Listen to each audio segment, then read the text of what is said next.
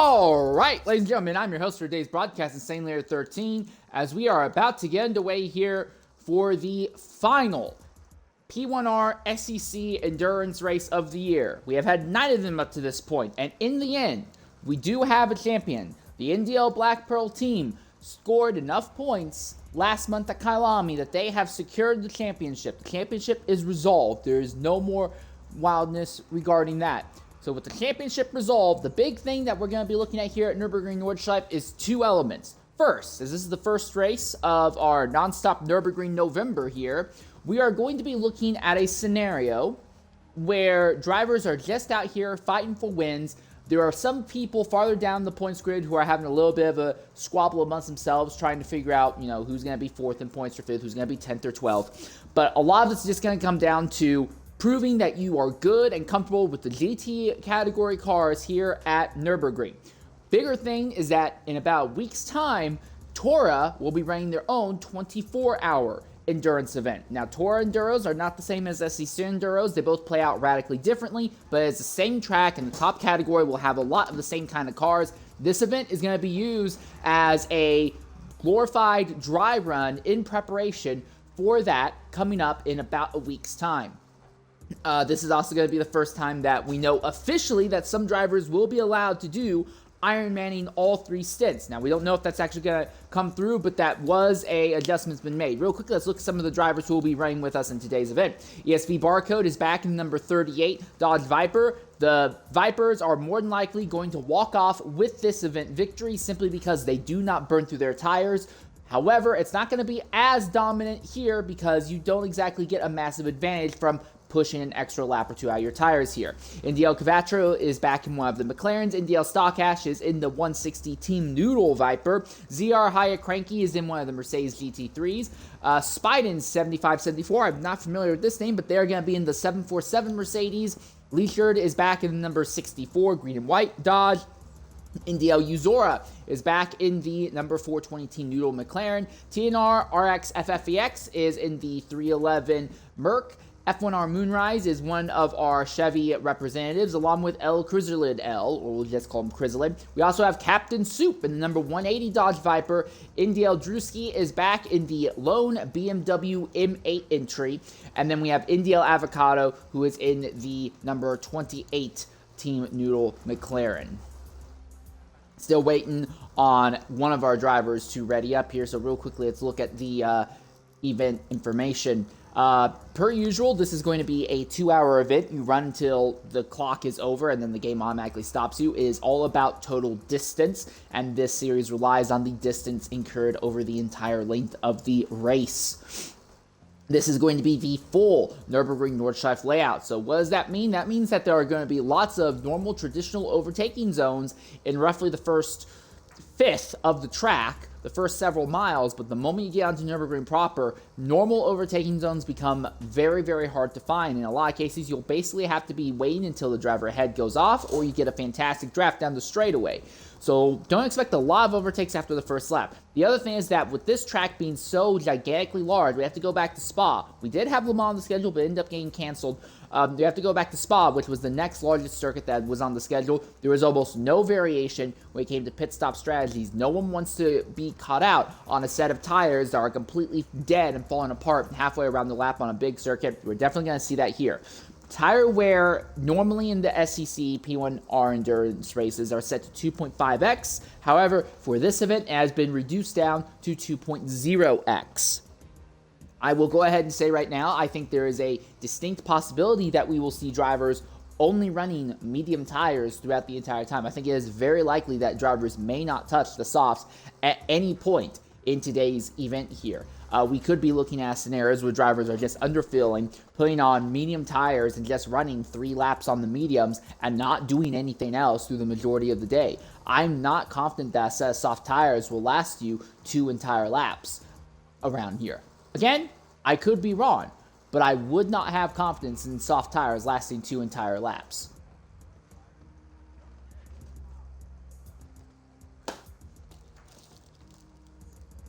real quickly as we look at the driver list. It looks like everyone has readied up, and we'll be looking at what should be a 13-car field for today's event here at Nurburgring Nordschleife. Other thing is that with it being 2 hours, there may be, even though 2 hours is a long period of time, with how massive this circuit is, there is a very distinct possibility we may not see anybody go a lap down by the end of this. Again, the P1R SEC series does not have sim damages, a fuel and tire wear only series. So with no damage, as long as you're not going off and getting stuck way off circuit, really deep into a sand pit, it's very, very unlikely you're going to lose so much time while you're running here that you'll end up falling a lap down. So I think everyone's likely going, oh, and Barcode just lagged out just as they were about to load onto the grid.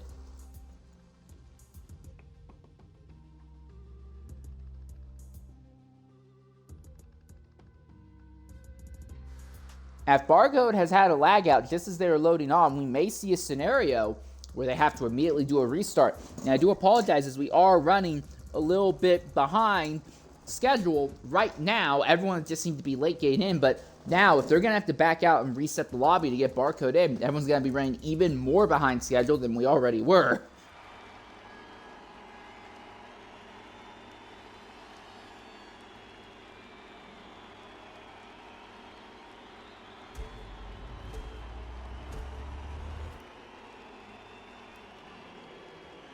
Yep, it does look like we are already going ahead and resetting the entire thing to try and get Barcode back in here.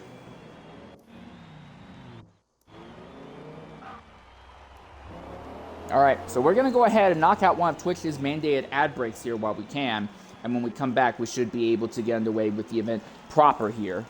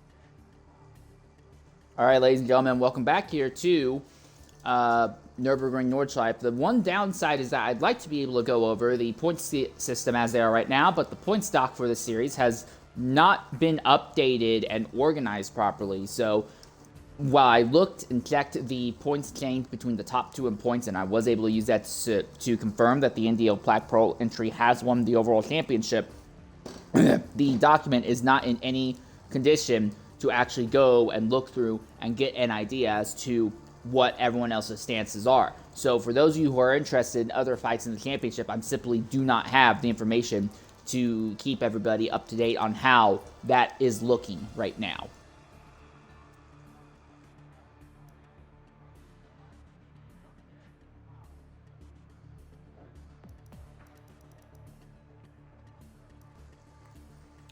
Only 12 drivers, so this is going to be the smallest field that we have had the entire time. Then we have the F1R team, who's going to be starting on the pole with NDL entries second and third, apparently. I imagine that will change. I imagine once they get to Barcode, Barcode's probably going to be up near the front.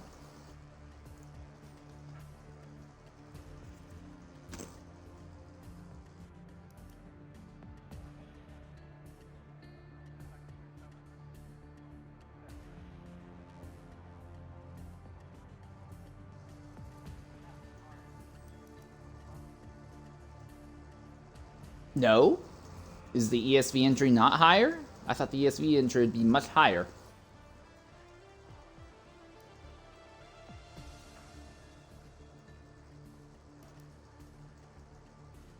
Seems like this is it. So the F1R team at the top, F1R trying to deal with the significant controversy that their team has given to themselves, and we're already short a driver. We've had a dropout immediately. This is going fantastically. The F1R team as a whole is dealing with some significant controversy across the entire Forza space after winning Tora's endurance race at Spa a little bit over a month ago. But it was found out later they very publicly bragged about their ability to go ahead and utilize Tora's tune submission ability to clarify that their tune was legal, and then flaunt to everyone that they were using a high bump tune. However, because it was not working in the same way that the traditional high bump tune glitch setups are, because it was only high bump in the rear of the car, it was not high bump everywhere, and it was not getting the majority of its speed from clipping through the track, but instead through abusing the game's hertz rating and screens and monitors hertzes, HZs. Technically, they were allowed to go ahead and walk home with that very easy Spa-Francorchamps win, but it has earned them a significant amount of ire across the entire community. And now with them starting up here on the pole, it may be a possibility that they will try and go back-to-back with this kind of ire and underhanded operation here. But we will see. It is 2 hours, and 2 hours can be very interesting here. A bad strategy call could significantly upend everything, as we are about to try this for our third attempt this time.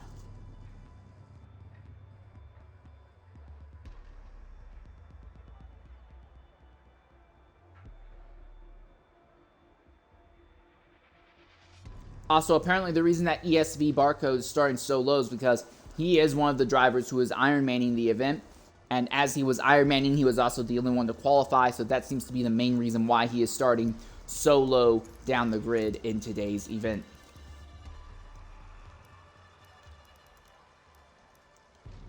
Although with his inability to even make it onto the grid proper, I question his ability to finish even a single stint, let alone the ability to Ironman. It would be absolutely fantastic to see if he can Ironman, but if it's not doable, it's not doable.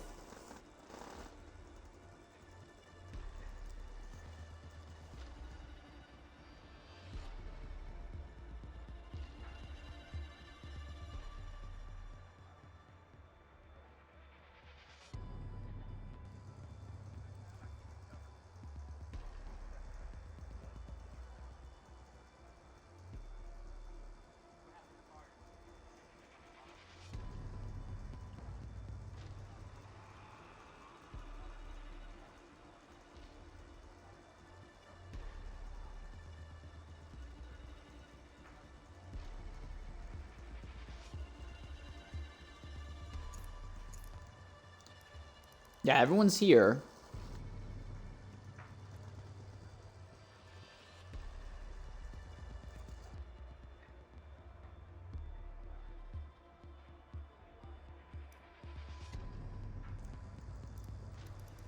And now we begin to attempt to do this one more time here.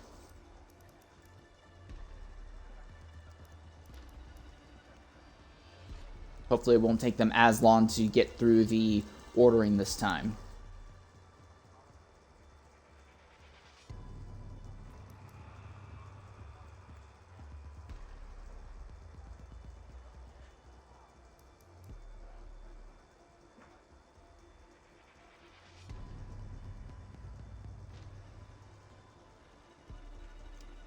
Immediately, we lose somebody, for crying out loud.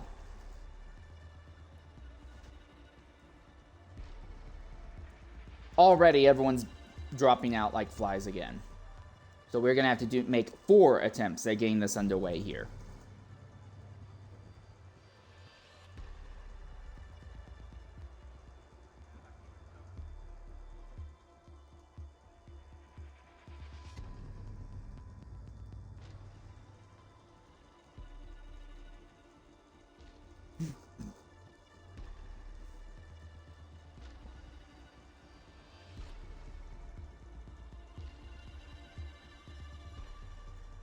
I apologize for this prolonged period of just wasting everyone's time. We are actually getting to the point where I'm going to get concerned about the ability to get Stint 2 to start on time, because it seems like the people here do not have what it takes to keep their cars together on track, to keep their cars and their games connected, it seems.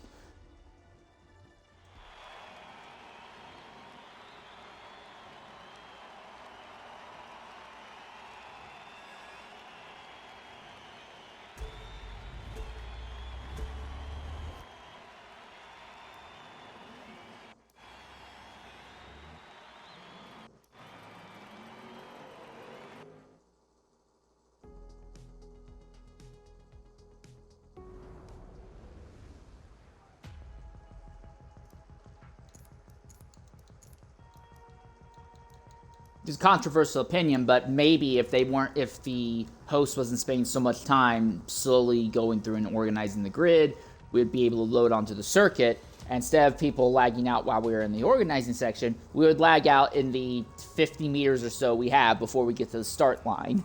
We are not doing a full pace lap here. Be aware of that. SEC's P1R, the P1R SEC Enduros typically do not do full pace laps. What we will be doing instead, we'll be going to the bridge that I believe is right after the turn 1-2 switchback, and then they'll be accelerating after that point.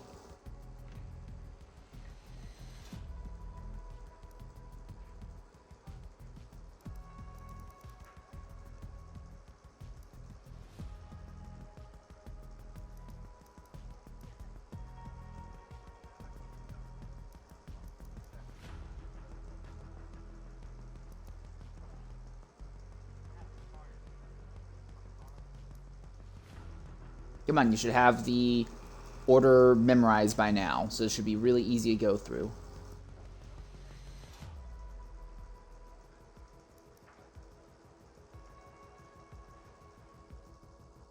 All right. All 12 people stuck together through the organizing. Now let's see if they can all stick together for an entire race distance here.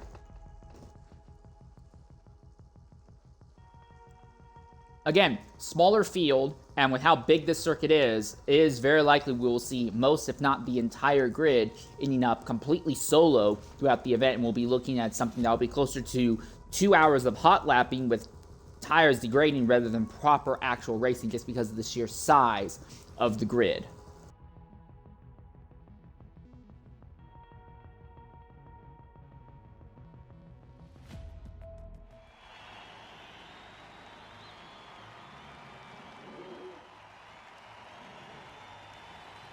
All right, we finally have all 12 cars on the grid here.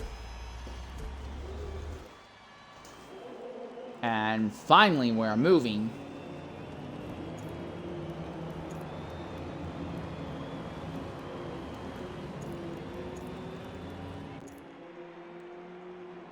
As you'll see your grid roll through the switchback chicane here.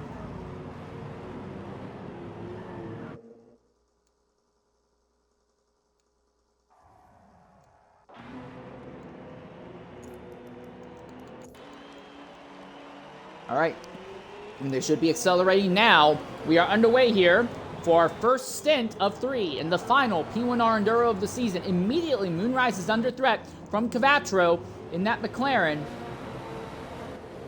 McLaren hasn't won a race in a little while. It's been sheer consistency that has let that team get themselves up near the front, but they have not won a race in a while. Then you have that dodge of Stock Ash right behind.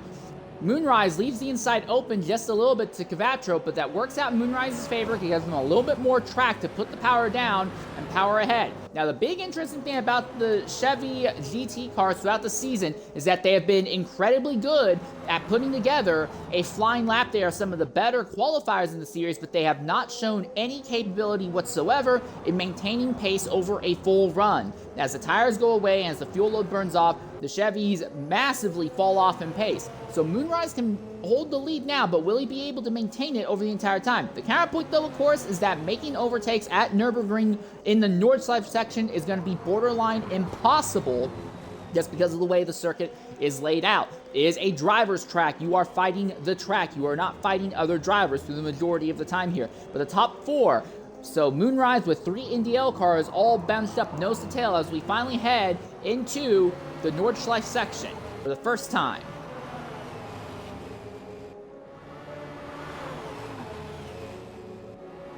They have a slide there by Cavatro on that left rear. Uzora having a little bit of trouble keeping up with these top 3 now that they are in the more technically challenging Nordschleife corners. Another slide there by the lead Chevrolet. And we're keeping our eye on him because he seems to be a cork in the bottle right now. It does look to me like Cavatro is faster than Moonrise. Stock Ash is a little bit hard to tell. The Dodge has not really ever had great top speed, but their biggest advantage is that they do not burn through their tires nearly as quickly here. Oh, and Moonrise drops a tire into the dirt, spends a significant amount of time in the dirt. He's going to bleed off some speed. That is going to keep Cavatro right there in his tracks as it crests the hill. Big sliding corner here, but our top 3 all stay on track. Uzora again dropped tires off as he is losing ground to the top 3 at the moment. Barcode is still in 7th. He has not really moved up that much at this stage of the event. But we are seeing some significant separation in the field right now. Moonrise really struggling as they came to the top of that hill. And our top 3, once again, all bunched up on top of each other. Riding on board 3rd place, NDL Stock Ash, as he watches Cavatro and Moonrise go at it just ahead. Again, the Chevrolet seems to be a little bit late, a little bit slow and sluggish getting into some of these corners, and in the process seems to take wider lines and keeps dropping outside tires in the dirt in some of them. It's not every corner, it's not consistently, but it does happen more often than Moonrise than what we are seeing happen to Cavatro or Stock Ash here. Now, it looks like our top 3 are just about to completely lose NDL Uzora. Running down into probably the slowest corner on this circuit here, outside of the turn 1 and 2 switchbacks.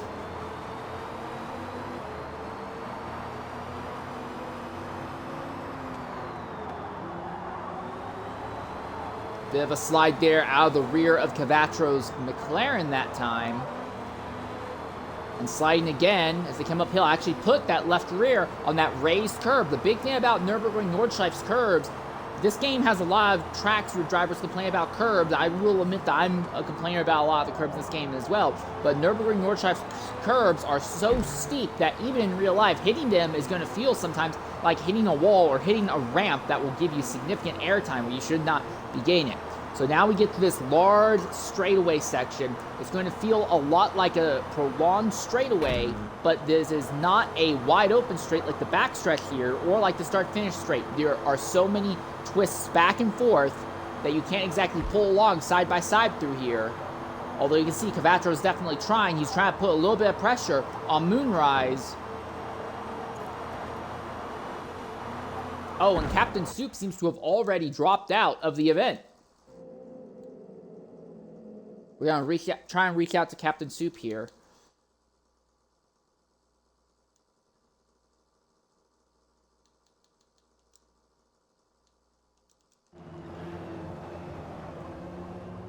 Here's your top 3 as they go through the carousel. Then you have 4th place, 5th, and 6th. Barcode still in 7th, has not really made a significant move forward through the group here, it seems.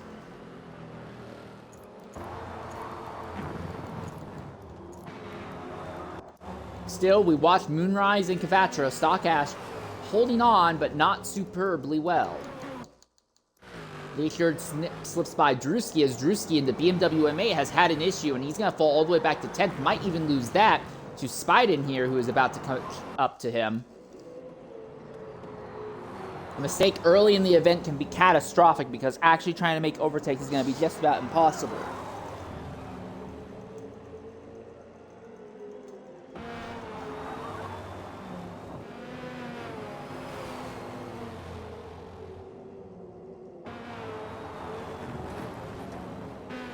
Now it's Cavatro who drops tires into the dirt, and the gap starts opening in Moonrise's favor, and this is probably the worst part of the track for that to happen. Again, mind you, that Chevrolet has some fantastic straight line speed. If the Chevy can break away from Cavatro's McLaren by the time they get to the straightaway, then it may be over. Even if Moonrise starts hemorrhaging time on his second lap, Cavatro may not have a chance to do anything to him.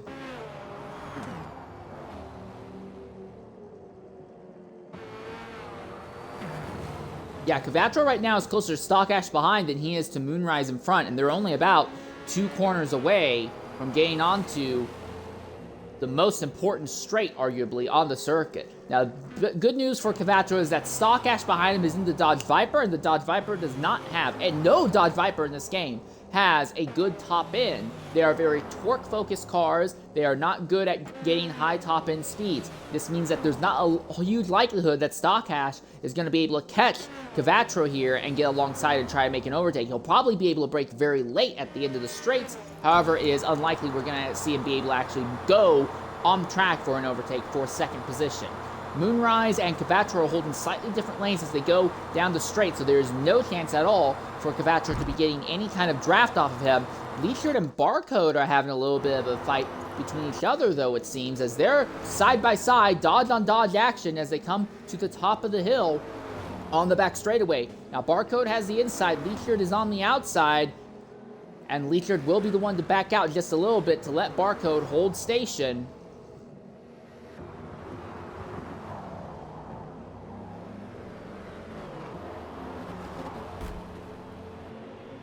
But Barcode is not making any significant forward progress, it seems. Meanwhile, at the head of the field, let's look at the tire life right now of everybody. After one lap, 30% tire life for Moonrise, for NDL Cavatro. 30%. He's actually just slightly better than Moonrise. For Stock Ash, who is in third position, 31%. Then Chrysalid, who is way back here in fourth, 31%.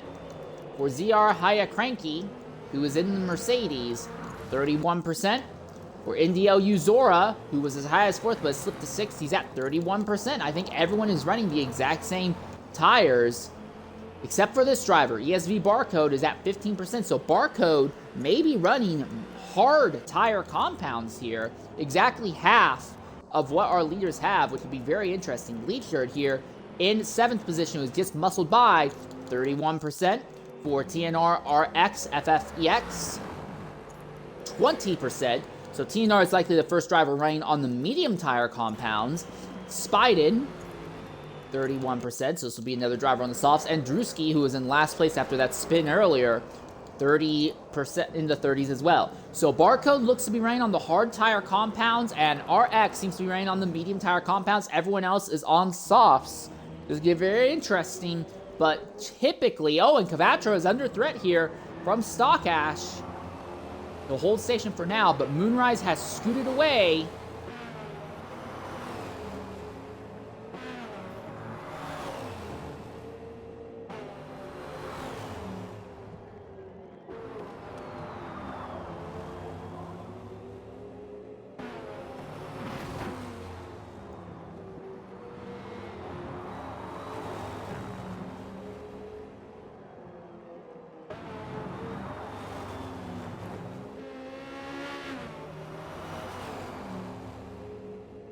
Yeah, I have a feeling that even though Moonrise is burning through his tires a little bit faster than what Cavatro is, Moonrise seems to be a lot more satisfied with what he can do. Also, with these cars hitting about 30 to 31% by the end of the first lap, that would very strongly suggest that you can make a set of soft tires last 2 laps.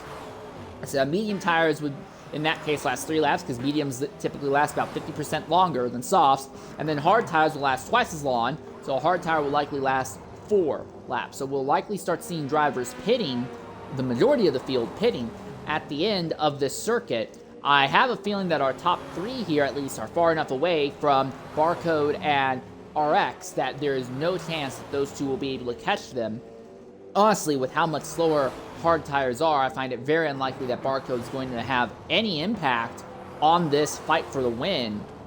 Just because by the time that you are in a car with hard tires, and you start finally burning off the fuel to get some fast laps, the tires are going to be so cooked, and they already were starting at a low capability when it comes to their natural grip anyway. And then they're going to already have multiple laps of wear on them.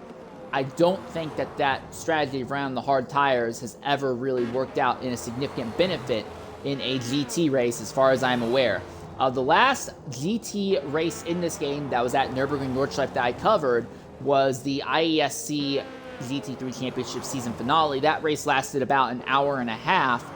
No yellow flags in that race as well, and was also fuel and tires only. And the fastest drivers were the drivers who just ran all softs all the way through, because they were so much faster, they were able to make up the time that they were losing from the extra pit stops. Now, the driver who won in that event was not someone who used all softs. So that's because the drivers who were running all softs both consistently kept wrecking their cars. Looks like Leachard has now moved up ahead of Uzora at this point in the event. So at least one of the Dodge Vipers is slowly moving up the grid right now.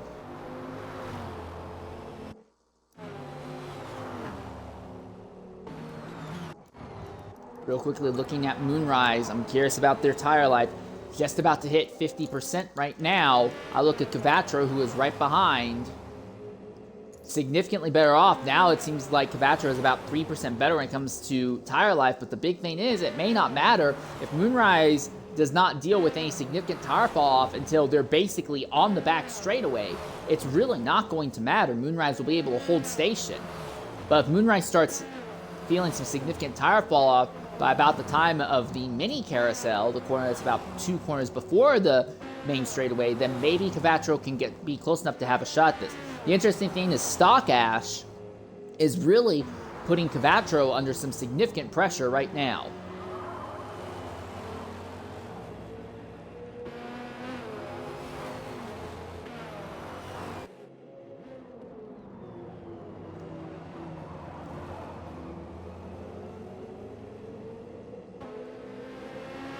And our top three have completely vanished from the rest of the field, and it will likely just be this trio fighting for the win. I don't think there's any chance that anyone else steals the podium from them.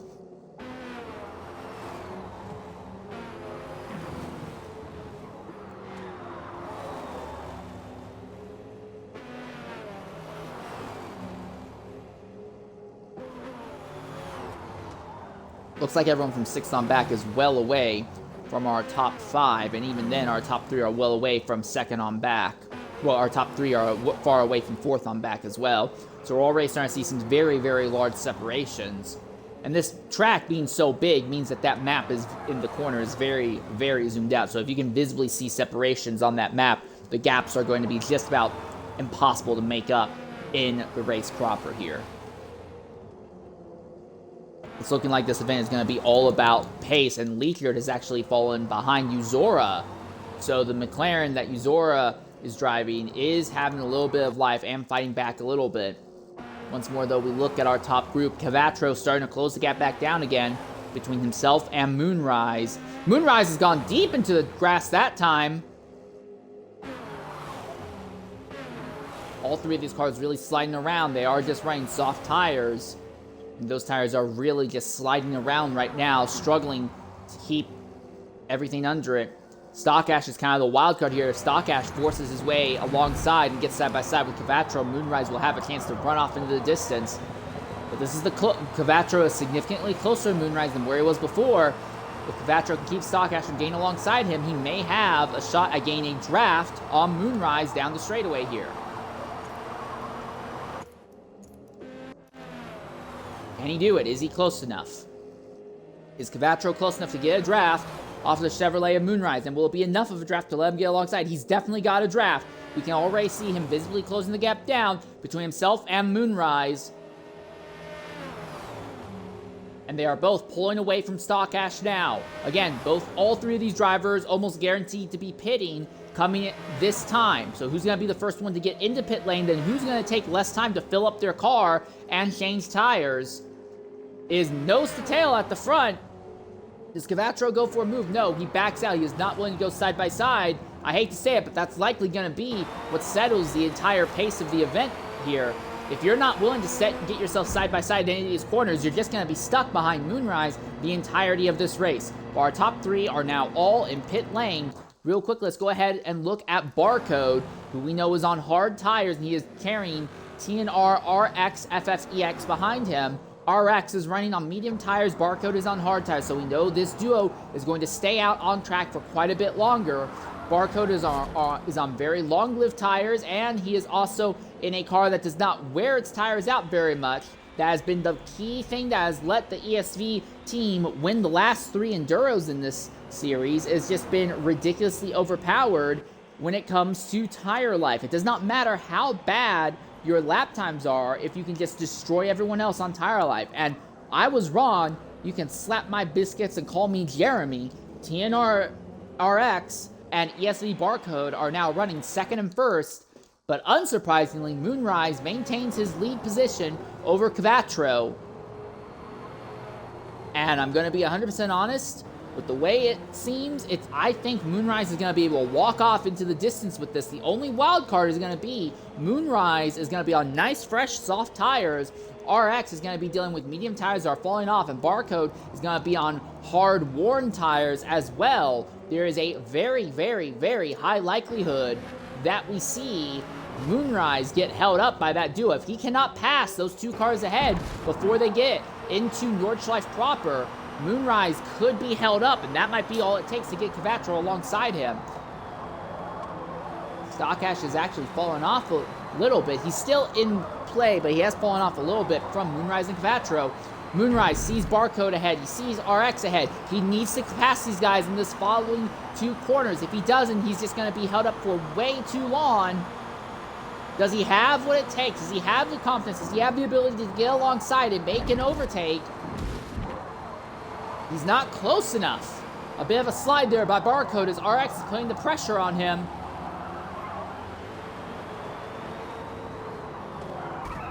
Oh, and that's a lunge, a big lunge from Quattro, and it got Moonrise all sorts of sideways through there.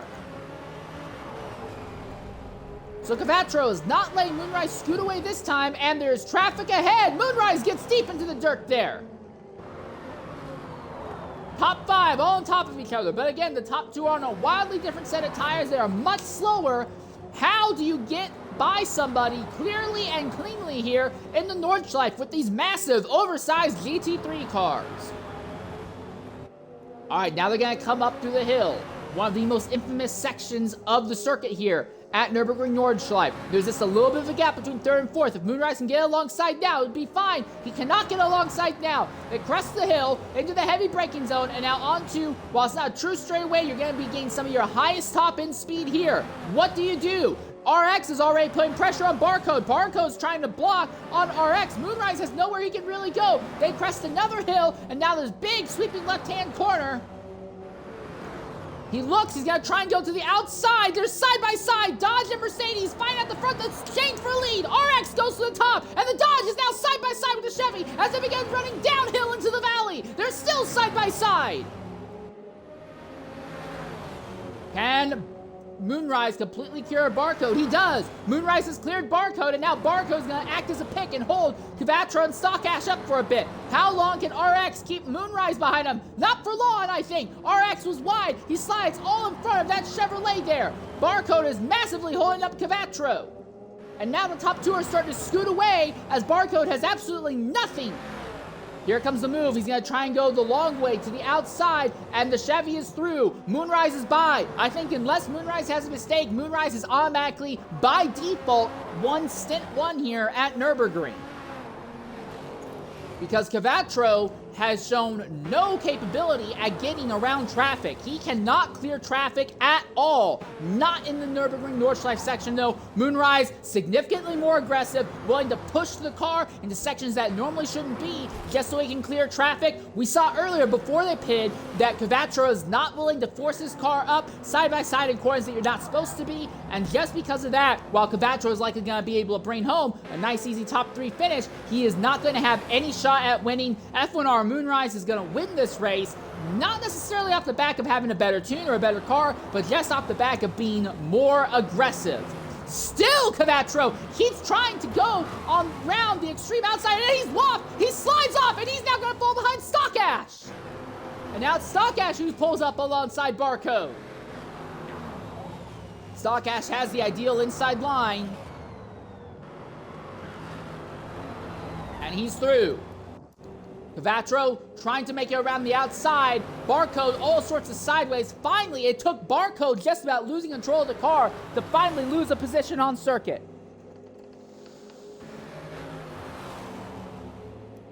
What about RX? Because RX is on very worn medium tires. So while Moonrise has this event locked up, how long will it take for Stock Ash and Cvatro to clear the Mercedes? Oh, not very long. The Mercedes goes into the dirt, ding to the dirt, and there goes Stock Ash. He's clear. What about Cvatro? How aggressive is he going to try and be to get around? Side by side, and he'll clear the Mercedes before they get to the carousel.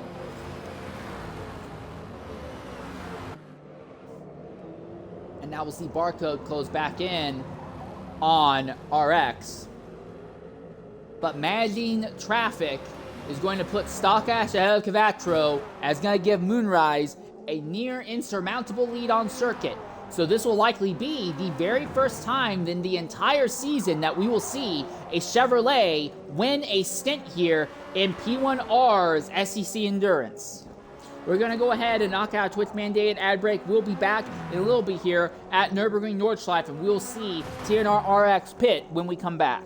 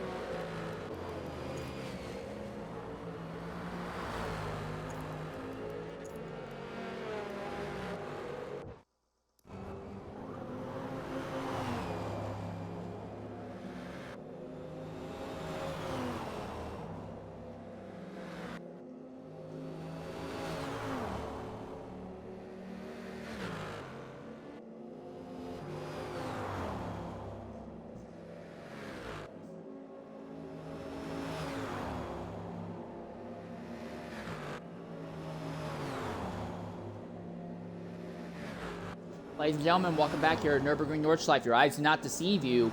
Cvatro has lost a significant amount of ground to Stock Ash. He went off about 6 corners before the straightaway, and then also RX had went off as well twice. So that is how Cvatro has ended up right back with Barcode on his rear end, and Stock Ash is now all by himself trying to see if he can use sheer lap time to run down F1R Moonrise. Now the Dodge, and now we finally see RX pit as we anticipated that he would. Real quick, let's go ahead and change our tickers now to penalties. And I think this is the other thing that's going to speak a lot about how this race goes forward here. No one has hit a 10th of a mile worth of penalties. There's just not a lot of places on track where you can cut and actually gain time around here. But of the drivers who do have penalties, Barcode is one of them.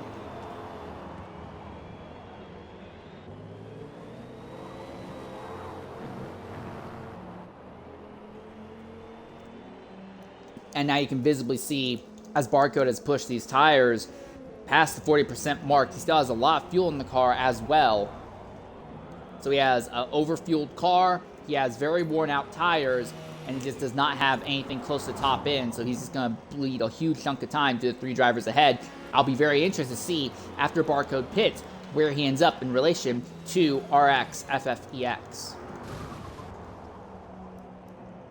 But Cabatro has finally cleared him, and he can now just focus on lap times. But for Cabatro, frustration. It's one thing to be slow, but calm and never being involved in accidents. It's one thing to be involved in accidents, but being incredibly speedy and fast.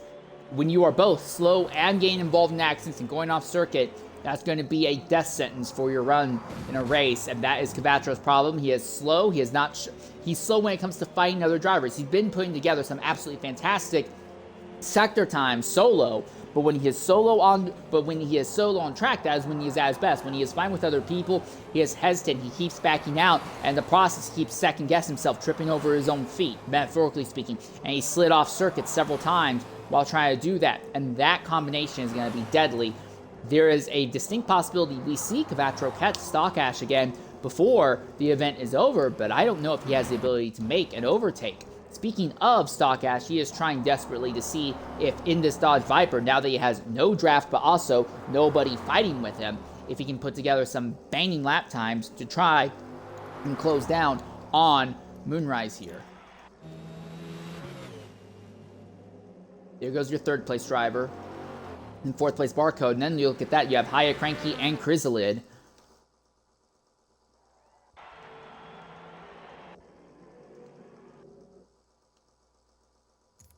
Alright, we are a long way away from being able to utilize that. I do want to be able to utilize that camera at some point to try and give you an idea as to the time gap between our top 2 right now. Real quick, let's look at their fuel and tire wear, though. Moonrise, 42% in the tires right now. For Stock Ash, 40%. So yeah, Stock Ash is doing significantly better on tire management right now.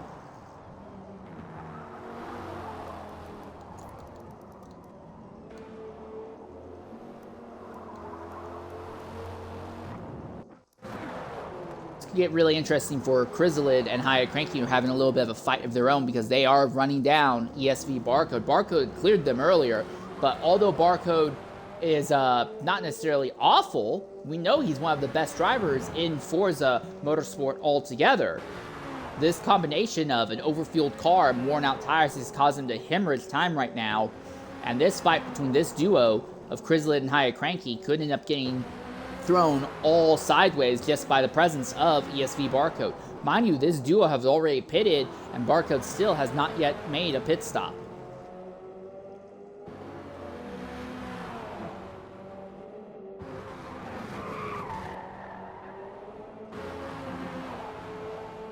That was a really, really sick drift. I will not lie. That was a sick drift. It's just kind of a shame that's not going to help you go any faster here. That was a very sick drift.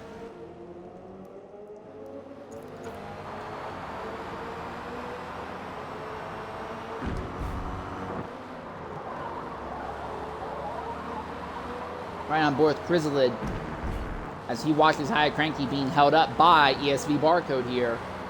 Now, mind you, Chrysalid and Haya Cranky are also on worn tires, but they're on worn soft tires. Barcode's on worn hard tires. So making this overtake is going to be significantly harder. Here comes a move, trying to go around the outside in that Mercedes. Pulling up, he's just about side by side with the Dodge. Again, Dodge does not have a great top end, but that Mercedes trapped on the outside. Someone's going to have to back out in this corner. Who's going to be? None of them. In fact, Chrysalin's going to go deep into it. Oh, and that's going to send Barcode into the dirt. That might end up getting report to stewards later. Barcode maintains position over Haya Cranky, and Chrysalid is by both of them, and now he's into the wall. He's deep into the dirt, and he's going to lose all that ground he just gained. And now Barcode is back ahead of Haya Cranky all over again. So Barcode's right back where he was earlier, but he's lost even more time having been run off circuit earlier.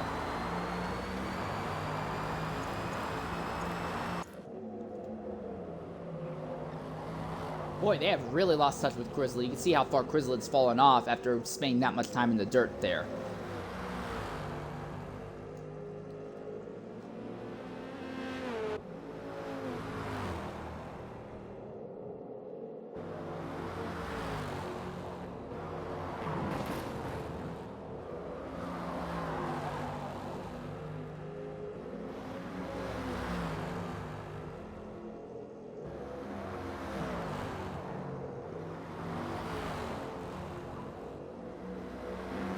Once again, High Cranky trying to pressure Barcode into making a mistake to get alongside. We saw him pull this Mercedes up alongside the Dodge once before. The other thing is that we know that this Mercedes is capable enough in speed that if he's still stuck behind the Dodge when they come onto the back straightaway, we know he'll be able to just pull alongside and scoot ahead in a straight line.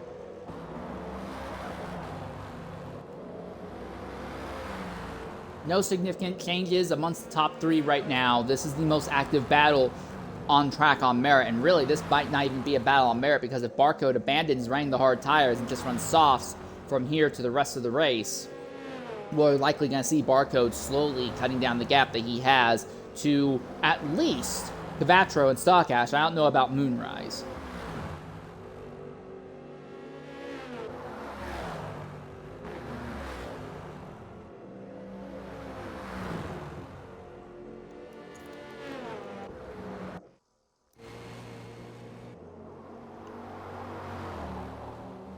Stock Ash has not significantly closed the gap down on Moonrise, as you can see.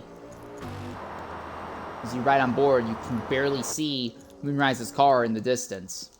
So yes, Moonrise has basically locked up Stint 1 by default.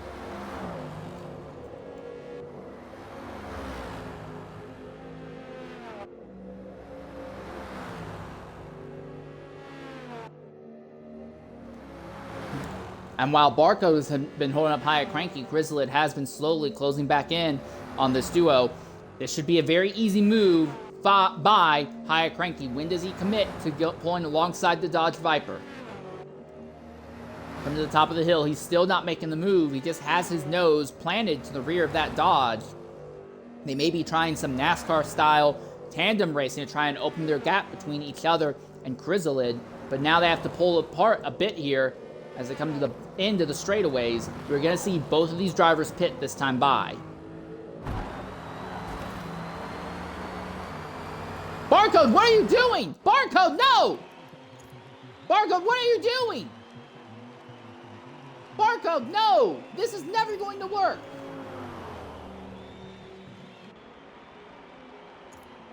Barcode is trying to go 5 laps on a set of hard tires. That math does not work out. You look at the wear on those tires right now, there is no way on earth that this math works out.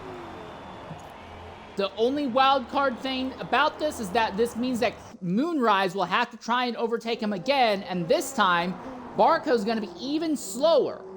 So if Moonrise has to absolutely put his head down and rush up to Barcode immediately to pass him, otherwise he will have his lap compromised by Barcode's very existence throughout a good chunk of Nurburgring Nordschleife. But Barcode is going to be so far down on lap time here. Thing is, Moonrise is nowhere close to Barcode right now. You can barely see Barcode in the distance, while Moonrise is much, much faster than Barcode is right now. I just see no way. I see no way that Moonrise is going to be able to get alongside and pass Barcode before they get into Nordschleife. We're going to knock out a Twitch-mandated ad break, and when we come back, we'll see what Moonrise can do to Barcode here at Nürburgring Nordschleife.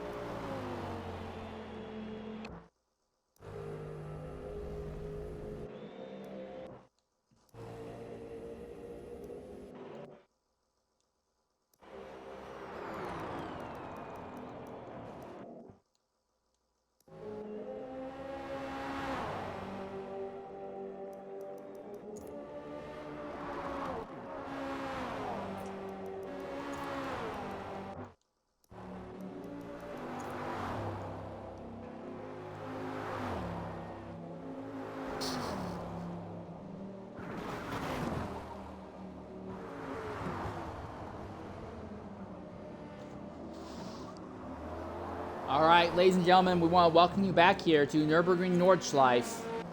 One viewer suggested that maybe Barcode forgot to pit. I don't know, but either way, Barcode has locked himself into going 5 laps without stopping. It has given him a significant amount of track position advantage over F1R Moonrise. And Moonrise has still not closed down. They have gone through about a third of a lap. And Moonrise still has not yet caught Barcode. But you can visibly see that Dodge Viper is sliding around and struggling to make anything of anything right now.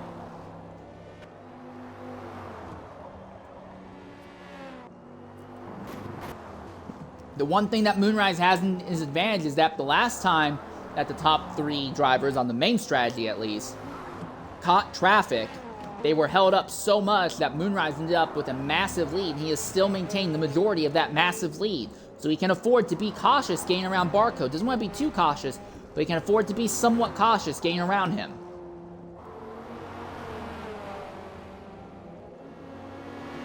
That Dodge Viper looks awful right now. Big shoot to the inside, no room there. Immediately you can visibly see, oh my goodness, you can visibly see, and Moonrise says, screw you, he puts the bumper to the Dodge Viper, goes through, he's only held up by a few corners. So we're back to a position where Moonrise basically has this by default. Barcode's 5 laps on one set of tire strategy just is getting worse and worse. You can visibly see how evil this car is sliding around. At the rate he is going, he may be at the 80% tire range by the time he finally gets into the pits. Interesting thing here is going to be Stock Ash, who is in another Dodge Viper. So Viper on Viper, neither of them are really going to have a significant advantage in straight line speed. But Barcode is going to be slow coming out of some of these corners. Yeah, Stock Ash also says, I don't have any patience for us. He muscles Barcode out of the way even more aggressively than what Moonrise did. Cavatro is actually the only one who clears Barcode with no issue. And that might give Cavatro an outside shot at getting back to Stock Ash for a second. But yeah, and I said earlier, I was really curious what things are going to look like between TNR RX and ESV Barcode. Well, right now, RX, who's already made a stop. Reminder, he's not gone soft. He's done medium soft and went off several times as well. But despite that, RX is about to catch Barcode as well here.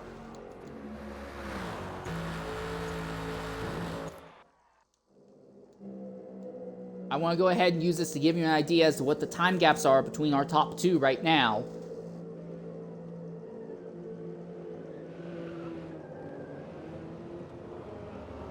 (1001, 1002, 1003). About just under 4 seconds between our top 2 is what I estimate, roughly. Oh my goodness, Barcode, are you... Well, the big thing is the 24 hours of Nurburgring endurance that Tora is doing is going to be in about a week's time. For ESV Barcode, this is a fantastic chance to try out a strategy now in a race that doesn't really matter. So that way he knows that he has a better understanding of strategy options in the future. And mind you, Barcode is not just doing this stint. Barcode is Iron Man as he's doing this stint and the next 2 stints here today. But I think the quest for ESV winning the last 4 straight endurance races here in the P1R SEC Championship is done for. There is no way. Now we see RX getting alongside Barcode. We know that RX gets very aggressive and has no problem putting the car up alongside in corners it shouldn't be.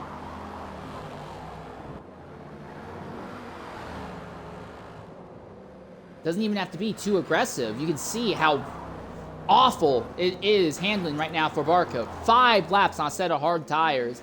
He is almost at 70%, and look at the fuel percentage as well. There is a outside chance that he may run out of fuel before he gets into the pit lane here.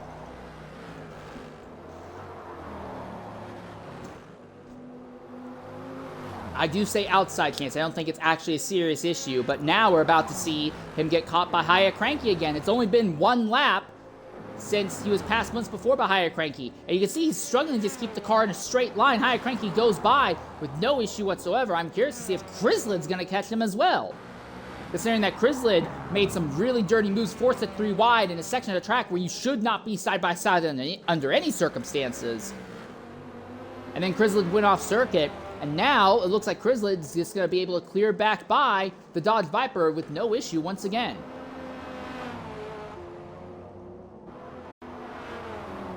Yep, not a problem. Now Barcode finally gets onto the straightaway, but you can see those rear tires at 70%, 71%. So his tires wear wasn't quite as bad as I anticipated, but still, he's going to be at about 72% by the end of this. You do the math, he burns to about 14% of his tire life per lap, roughly. I feel like if he was running medium tires or soft tires and didn't run an extra lap, I think he would be in a fantastic position. But running these hard tires for a 5th lap is just no way this works out in any good metric for him. Will he be able to brake in time and not hit this Chevy in the rear?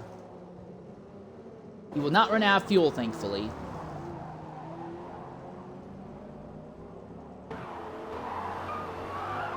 And finally, he makes his first stop of the day. RX also goes ahead and pits. Remember, RX is on a strategy where he did his first stint on mediums, his next stint on softs, and now, ever since then, we think he's just going to do softs all the way through. For Barcode, it's going to be a little interesting to see what he has to do, because if he runs all softs from now to the end, he's going to be in a position where he just has to make overtakes in a Dodge Viper that is no good at making overtakes.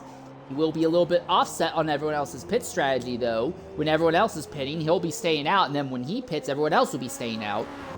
And the gap between the top 3 is slowly closing back down. Stockash and Cavatro are starting to run the gap between themselves and Moonrise down bit by bit here at Nurburgring Nordschleife. We're a little bit more than a third of the way through the event here.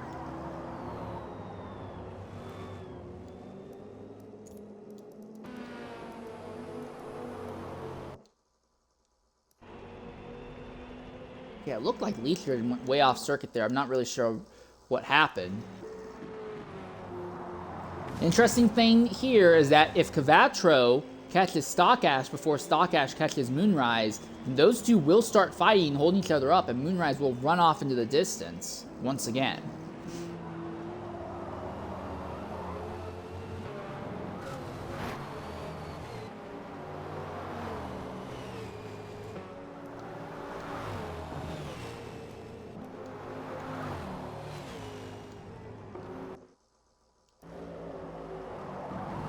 So the interesting thing, in my opinion, is that ZR Hiya Cranky is having one of his best runs thus far he has had in the entire series. Hiya Cranky has typically been about a midfield driver. He is running 4th place. Now, granted, a lot of it has come off the back of Crislid overdriving the car, off of Barcode coming to an absolutely awful strategy, and RX being on alt strategy as well, but Hiya Cranky is in a legitimately interesting position right now. All right, real quick, let's look at Barcode. He still has a huge amount of fuel in the tank. Is he doing hards again? I really hope to God that Barcode's not committing to running hards again. Mediums, I can understand. If he's running hards again, then he's obviously just taking the piss here. Interestingly enough, only our top 4 drivers have no distance penalties at this stage of the event, and our top 3 are all closing back in on each other once more. But Cavatro has basically caught Stockash now. Oh! Stockash into the grass! Deep into the grass! He's way off!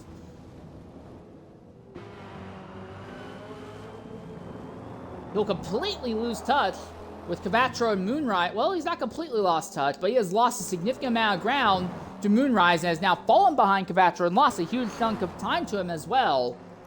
So now our top 3 are back in the positions where they qualified. Crislid technically is up 6 positions from where he started.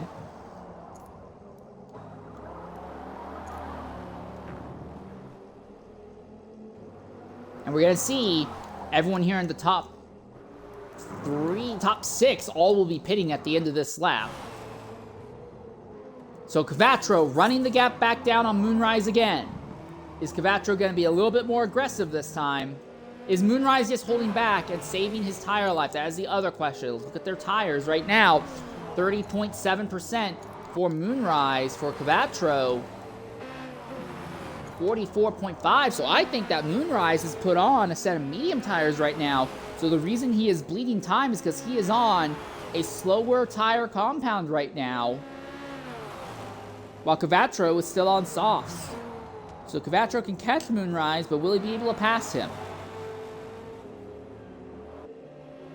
Coming into a not quite straightaway section of the circuit. McLaren looks to the outside. Is he going to commit to it? It's dangerous to try and go side by side through here.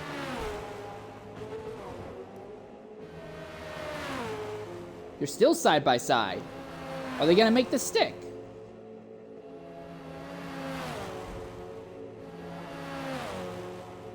Someone has to brake early here, and it will be Cvatro.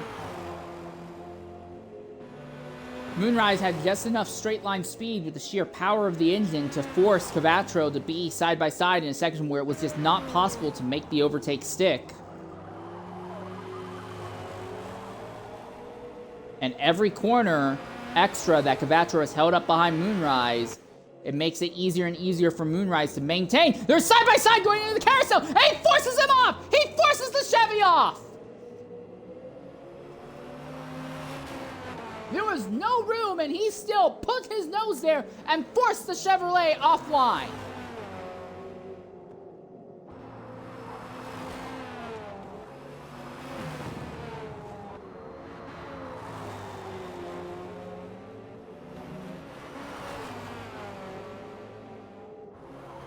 But now Cvatro trying to run away from Moonrise.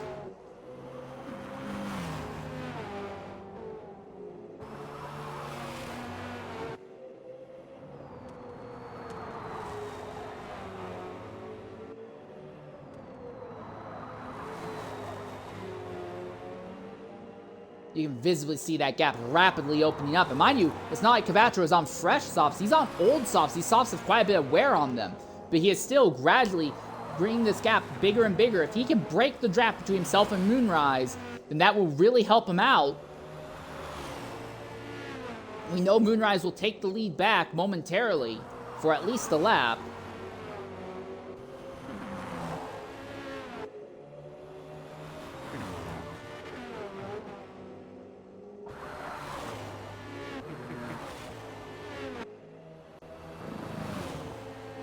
Gap is opening so fast that in some camera shots we can't even see both cars anymore.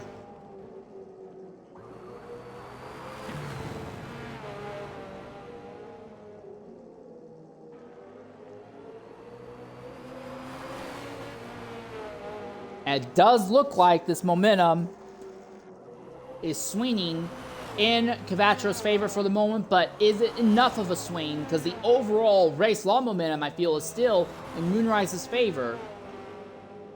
Even if we have seen that softs are much, much better to drive than mediums for the most part. Leechard and Spidden are apparently having a bit of a battle between each other. That's another Dodge and Mercedes fight. Barcode has made really no significant progress on closing down on the drivers ahead of him. What tire is he on? If he's on hards again, I have no sympathy for him. And it does look to me like Barcode is trying to run hards again. Cvatro pits. Moonrise, though, will stay out as anticipated and will retake the race lead on medium tires that will now be getting older and older. We're going to see Stock Ash joining Cvatro in the pits. In fact, the majority of the field is going to pit. It will be this driver, RX, who is going to be the first driver who will not be pitting because he is on a strategy offset right now.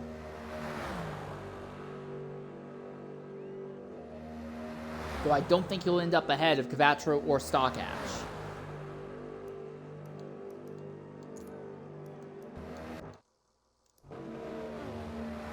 Leechard and Spidden still going at it, but Leechard has the advantage over Spidden. And again, we're anticipating that this duo will be pitting. We know that Barcode will stay out because it does seem like he is running another stint on the hard tires.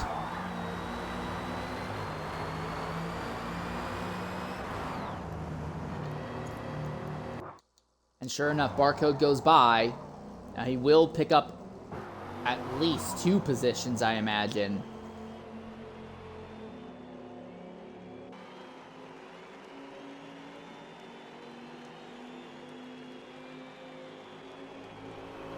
He'll actually pick up 4 position. Well, 3 positions. He was already ahead of Uzora. Interesting thing to watch is going to be ZR Haya Cranky, and if he ends up being able to run down RX at all.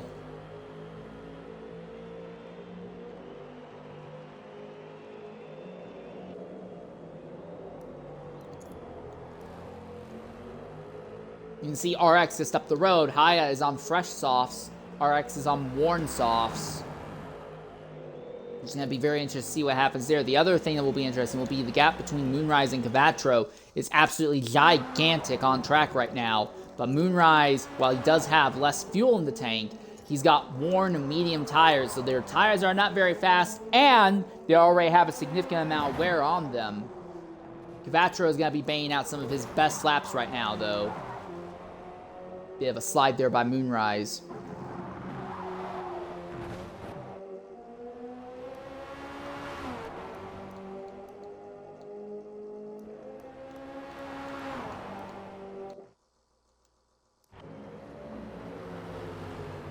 Leechard and Spittin still going at it as they're about to exit. Well, they're preparing. They're about 4 corners away, but they're about to exit Nurburgring Nordschleife. Mercedes goes back by the Dodge. This fight has gone back and forth numerous times today. And if they keep fighting like it, they will drag Uzora up into their battle as well.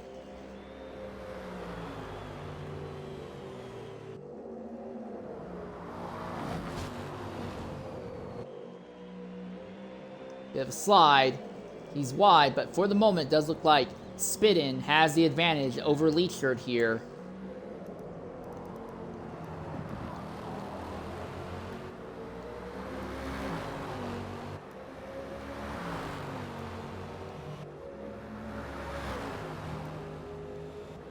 Ooh, Leechard drops the tire into the dirt. That's not going to help him at all.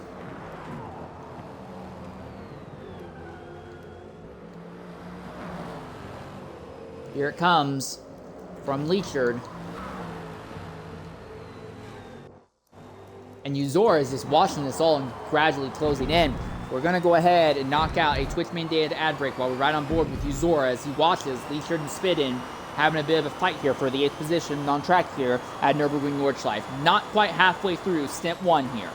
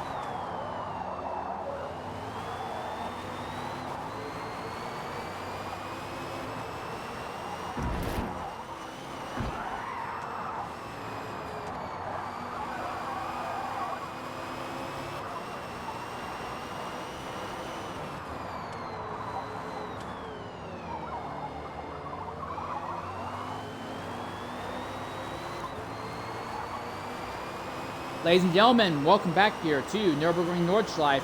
You are riding on board with NDL Uzora as he is watching this prolonged battle between Spittin 7574 and Mercedes and Leechard in the number 64 Dodge. At the front is F1R Moonrise, who is on a set of very, very worn out medium tires, watching the massive gap he has over NDL Cavatro and NDL Stock Ash gradually dribble away. But is it dribbling away enough to swing the momentum back in the favor of the NDL team? For those of you who are fans of the ESV team, and I don't know why, being a fan of any kind of esports team in any game is honestly a stupid thing, but for those of you who care about the ESV team, Barcode is their only representative. He is Ironmanning all 3 stints, and for whatever reason, he is committing to running only hard tires throughout this. He went 5 laps on hard tires early on, bled out a ridiculous amount of time, fell as far down as 10th by the time pit stops were done. He is trying to do another run on on the hard tires as we speak right now. So with that in mind, Barco is likely locking himself into a finish outside of the top 5 over the course of the day today.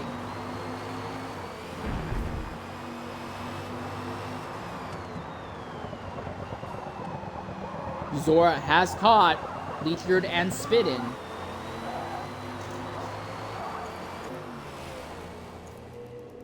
Meanwhile, farther up the field,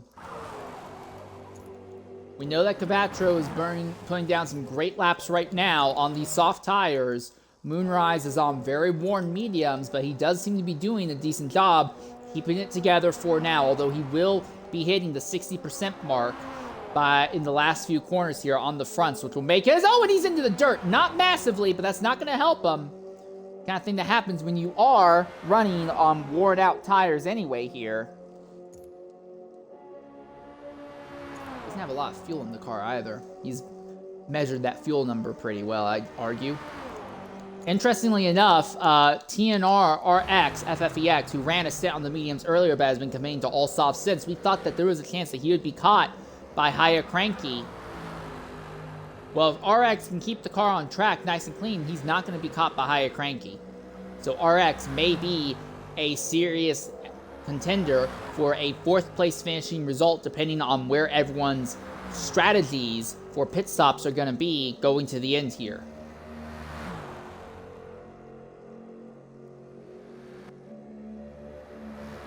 Moonrise is in the pits now, and he'll be putting on fresh, we imagine would be soft tires.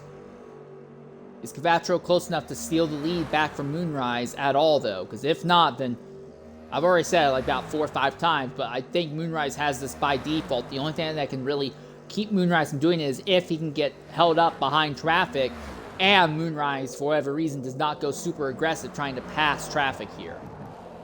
With that said, if Cavatro can get by Moonrise, and he does, Cavatro has cleared Moonrise.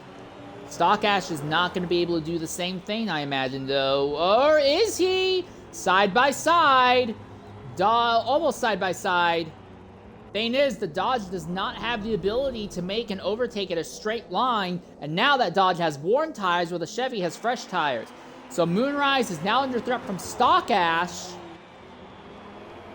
Still, if Stock Ash can get alongside Moonrise and maybe force the Chevy into making a mistake, he might be able to put his Dodge in front and hold him up, and that would be great news for Cavatro. Is this the move? He's going in deep, holding the tighter inside line, puts the power down, and he'll clear. He'll clear the Chevrolet. So Stock Ash now moves up to 2nd place on track.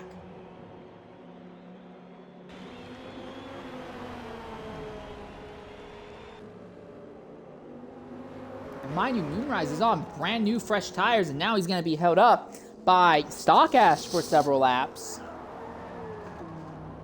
For at least the end of this lap. We imagine that Stock Ash and Cavatro will be pitting at the end of this lap.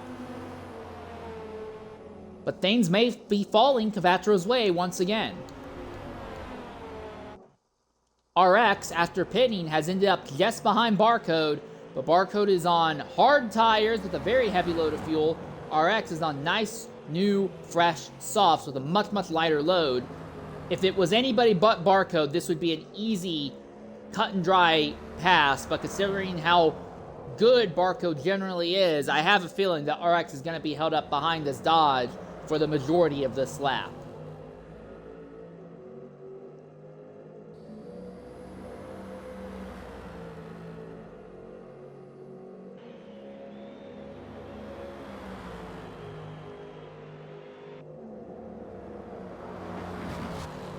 Still, you can see that Dodge Viper is braking very early just because the tires do not have much grip.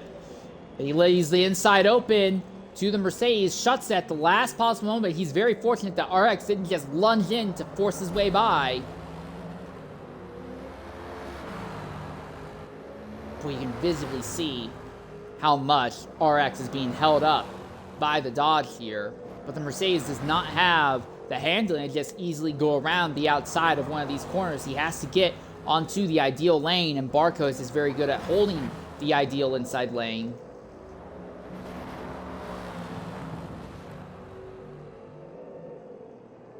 You're gonna have to get aggressive if you don't want to be held up by that Dodge Viper. You can't wait 3 more laps for that Dodge to suddenly slide off circuit on his own.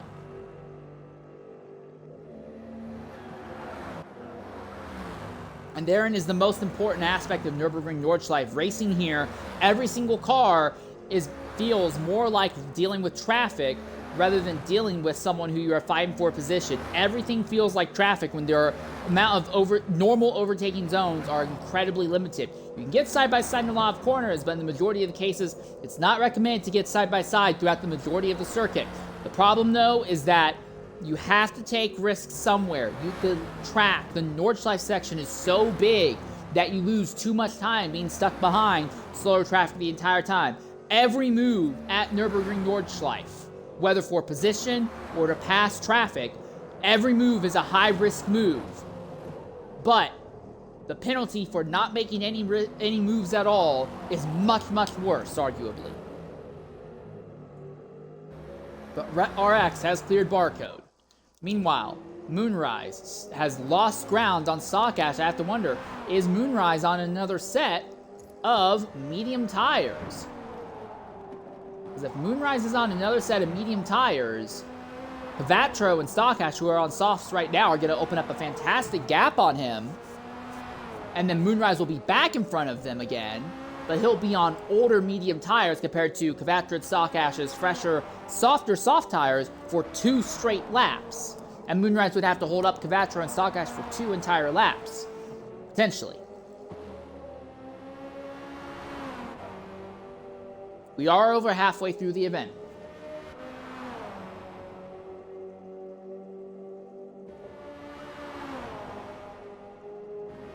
Again, most interesting thing is going to be the fact that Kvatro and Stockash have to manage worn softs right now. They're not in horrible positions now. Once they get into the 50s, that's when you start really noticing a bit of a fall off. But they are on softer tires that already have quite a bit of wear on them. Moonrise is on medium tires, which have less grip, but he'll be stayed out for a while. So we're basically guaranteed to see Moonrise take the lead of this race back very shortly here. But then, after Moonrise gets the lead of the race back, he's just going to be gradually bleeding off time to Kvatro and Stockash for the next several circuits. I do feel like Moonrise would be able to walk into the distance with no issues on just pace if he just committed to running all softs all the way through, but he is trying to cut out an entire pit stop by going back-to-back stints on the medium tires.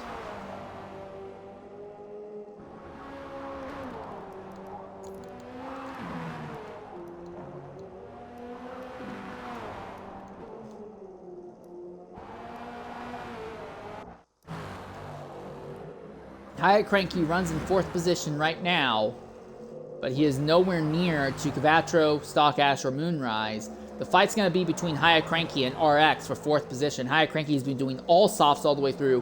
RX ran the very first stint on mediums, but has been doing all softs since, so they are offset to each other by a lap.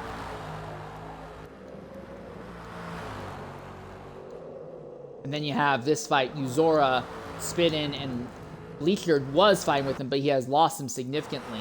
But Uzora and Spidin are still relatively close to each other on circuit, though Uzora has overtaken both Spidin and Bleachard over this most recent lap here.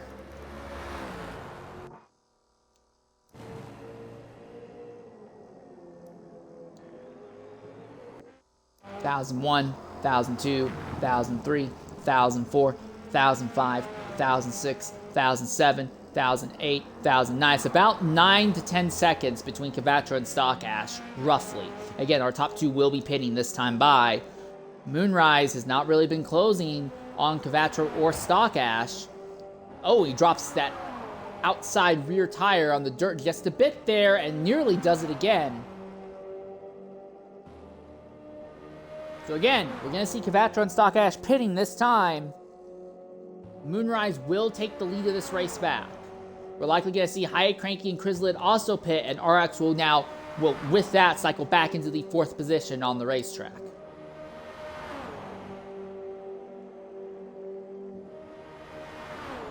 Moonrise trying to get the first stint win by one of the Chevrolets in the entire season.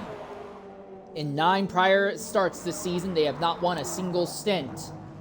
Moonrise wants to change that.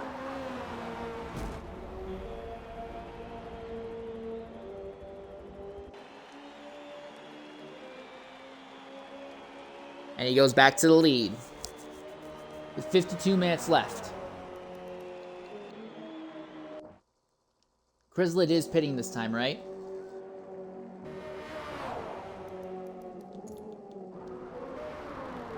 Nope, he can go another lap. He's on mediums as well, I guess.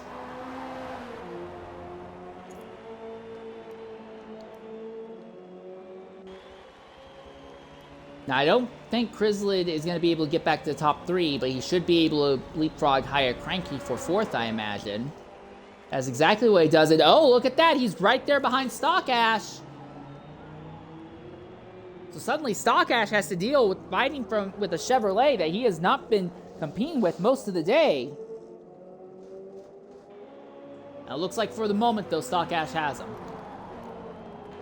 Uzora and Spinnin both pit. We'll likely see Leisure and Drewski pit shortly as well. Barcode still has this lap to go through, bare minimum.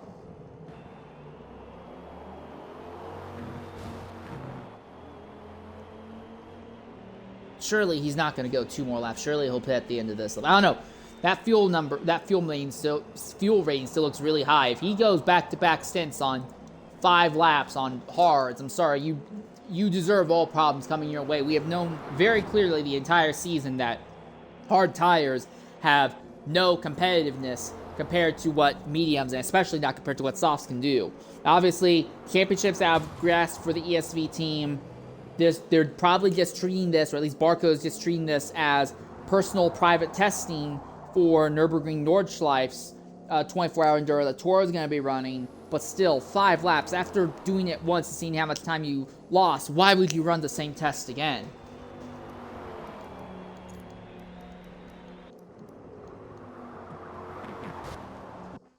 So, F1R Moonrise is your leader right now.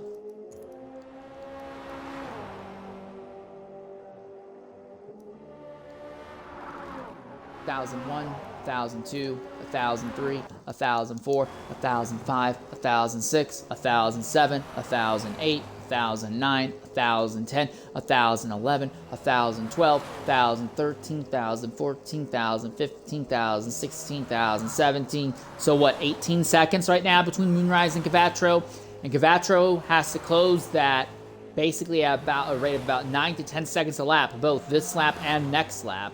Technically, I think 10 seconds a lap would be a little bit more closer to what he needs to do if he wants to seriously do anything to Moonrise here. Again, I feel like while Cavatro is on the better strategy, Moonrise opened up such a massive gap getting ahead of Cavatro when they were all being held up by Barcode and RX earlier in the event, that massive gap is going to be what saves Moonrise and keeps him in race-winning position. I don't think it has anything to do with pace, although pace has definitely helped. I think more than anything else, Moonrise's biggest benefit has been his extreme aggression in navigating around traffic, while Cavatro and Stock Ash have been much less aggressive and much more accident-prone while trying to deal with traffic.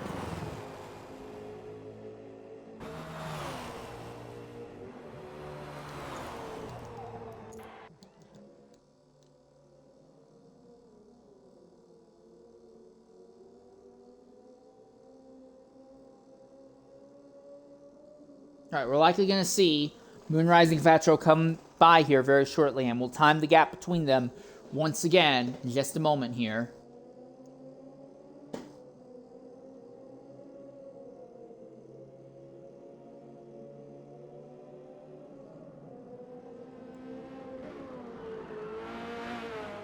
$1,001, $1,002, $1,003, $1,004, $1,005, $1,006, $1,007, $1,008, $1,009, $1,010, $1,011, $1,012, $1,013, $1,014, $1,015, $1,016. So now it's down to about 16 seconds gap.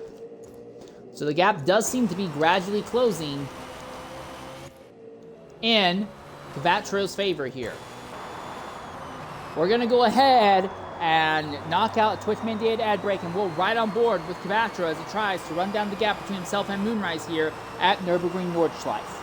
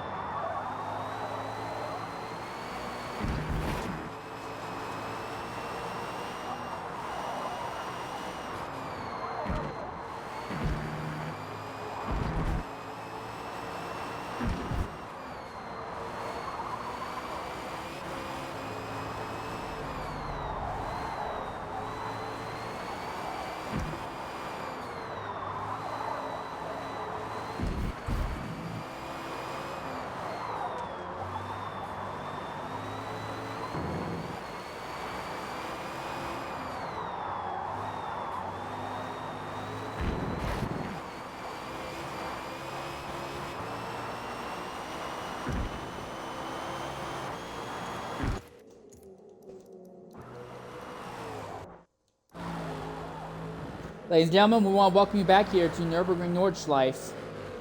Krislid runs in 4th place right now on a set of worn medium tires, and he has both TNR RX and ZR High Cranky running down on him. RX will be paying at the same time as Krislid, though. High Cranky will be able to go a lap further. But all three of them are closing. What about our top 3? Well, as the event has gone on, Stock Ash looks like he's going to lock up 3rd place overall, but he is losing touch with the top 2. And speaking of the top 2, Kvatro is on fresh softs. Moonrise is on moderately worn medium tires. So Kvatro has basically 2 entire laps where he is running in clean air, trying to close the gap down between himself and Moonrise. But again, I want to see what this gap is going to look like between Krislid and RX. Krislid just ahead of RX, and you can see High Cranky just a little bit behind. All 3 of them all about to converge back on each other. The High Cranky can stay out for another lap. RX and Krislid will both have to pit at the end of this circuit. Still, RX can see Krislid running just ahead of him. Is he close enough to get a draft off of Krislid's car? I do not think so. It's gotta be the most aggravating thing when you're just outside of draft range, but you can see the car ahead, especially now when a draft would be so important for RX. Because these 2 are both going to be paying at the same time, so they're going to have to be fighting with each other immediately once they come out of pit lane, and then both of them will have to put down some fast laps to try and run back down on High Cranky, who's just a little bit behind. But still, RX not close enough to get a draft off of Krislid. Oh, but Krislid was really wide at the very end of the circuit. That brings RX right behind him. The gap closes a little bit more just as they come into the pits.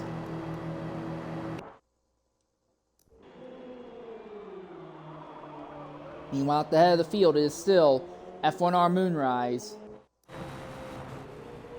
Kvatro is still a ways off, though. Kvatro is closing the gap, but I do not think he is closing it fast enough, rapidly enough. Still, if Moonrise continues to commit to running on medium tires and Kvatro stays on softs, I think Kvatro will have Moonrise. The soft tires is much, much, much faster than Moonrise his mediums are. Also, Barcode goes ahead and pits. So thank goodness for that. He did not commit to some obscene, ridiculous strategy. He's only put 40% in the fuel tank now, so he's likely on soft tires and will actually start showing off what his actual pace is now, I imagine. Did someone just lag out? And it is NDL Drewski who has lagged out.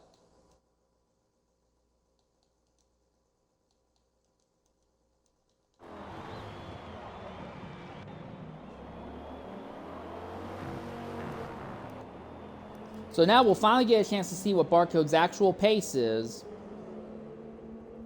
But he has lost so much ground to our top drivers that podium result is completely out of the cards. And really, the only way he finishes top 5, I feel, is if Hyatt Cranky, Crislid, and RX all start having accidents amongst each other. Speaking of which, Crislid's still ahead of RX.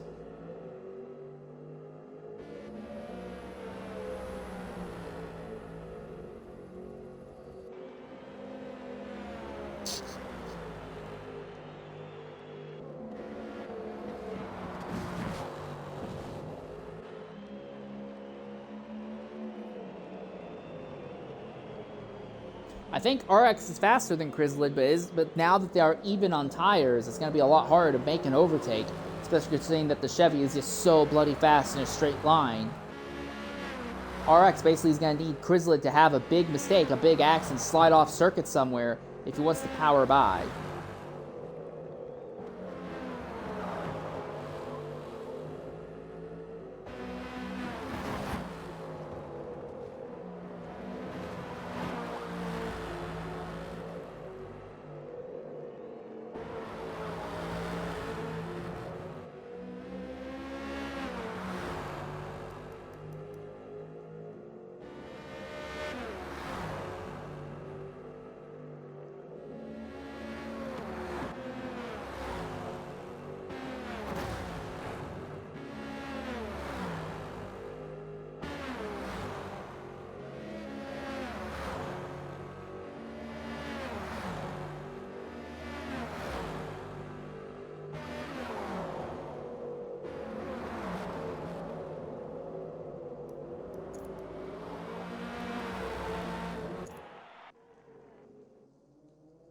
Let's go ahead and time the gap between our top two once again.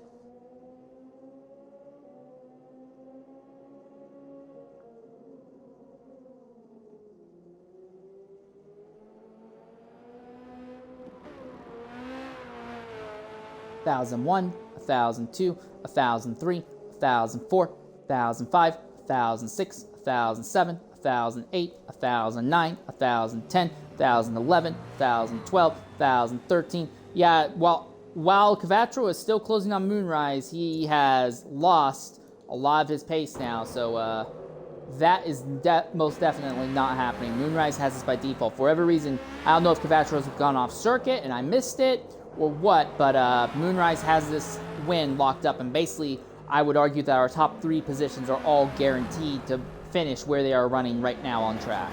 Oh, big slide by RX. How in the world did he keep it off the wall? That was incredible.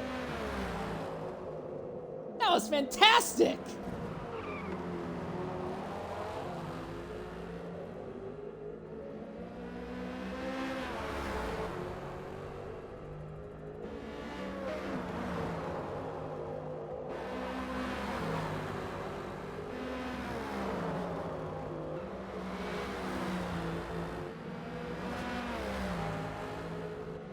Not really much to say, just let the battling do the talking. But a reminder, they're about to come up to this twisty, not quite a straightaway section.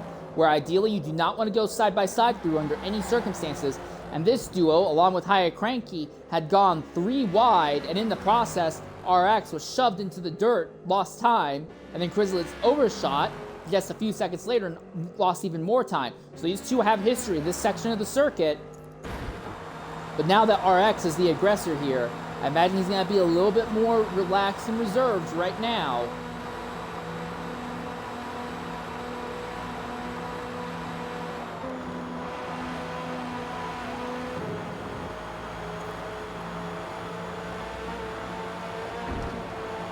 Just about nose to tail through there. Has to brake a little early because there's just nowhere to get side by side. In that braking zone, big kick out of the rear by Crizzled.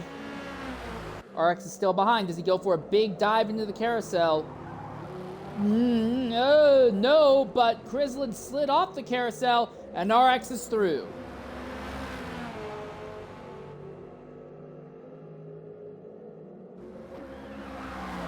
And immediately RX goes into the dirt. Now the gap between RX and High Cranky is pretty large right now, but High Cranky will be paying at the end of this lap.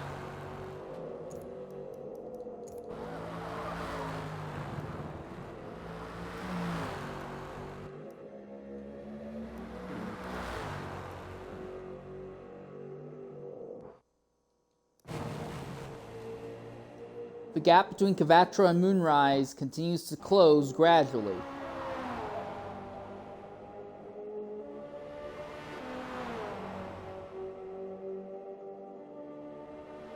$1,001, $1,002, $1,003, $1,004, $1,005, $1,006, $1,007, $1,008, $1,009, $1,000. So now it's down to about 10 seconds between our top two. That's just not enough. We know that they're both going to be pitting at the end of this lap here.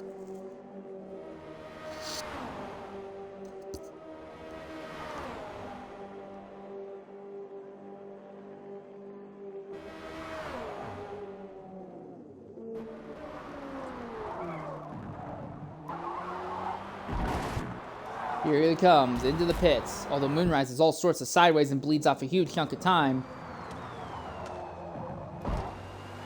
Cvatro a little bit smoother, not much smoother, but slightly smoother going through here.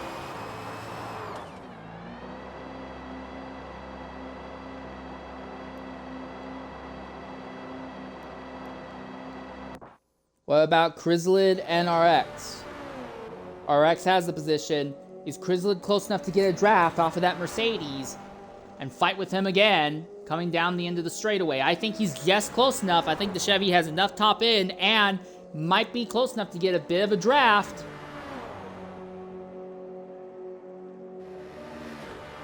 He is definitely closing the gap down, but he does not have enough time. He's not going to be able to get alongside the Mercedes here.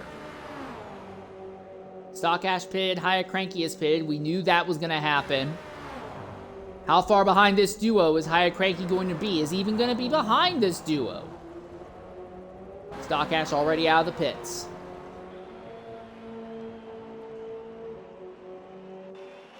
Remember, High Cranky had been fine with this duo off and on earlier. And now High Cranky's already out of the pits. Getting back up to speed. But both of this duo do clear High Cranky. But now Cranky has the tire life advantage. While these two have spent so much time fighting, High Cranky gets the advantage by spending time in clean air now.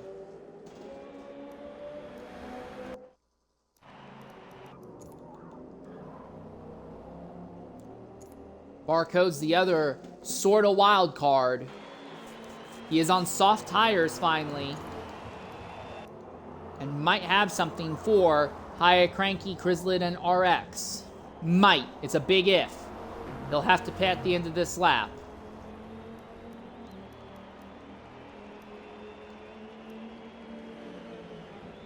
So Moonrise leads over Cvatro still, as has been the case for a vast majority of this race. He's at 5.7% coming out of the GP section. For Cvatro, he is a little bit better off at about 5.3%, so they are back on being on the same tires.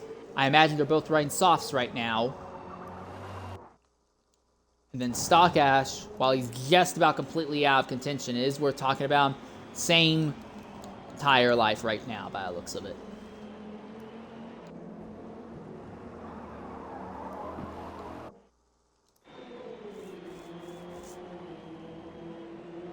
So RX has gotten ahead of Chrysalid, but he has not been able to get away from Chrysalid. And if these two spend too much time sliding around, battling with each other, Haya Cranky, who is on nice fresh tires, will close right back up to this duo almost immediately. And then, of course, Barcode is the other wild card that could have something to say about it, but it's really just these three at the moment.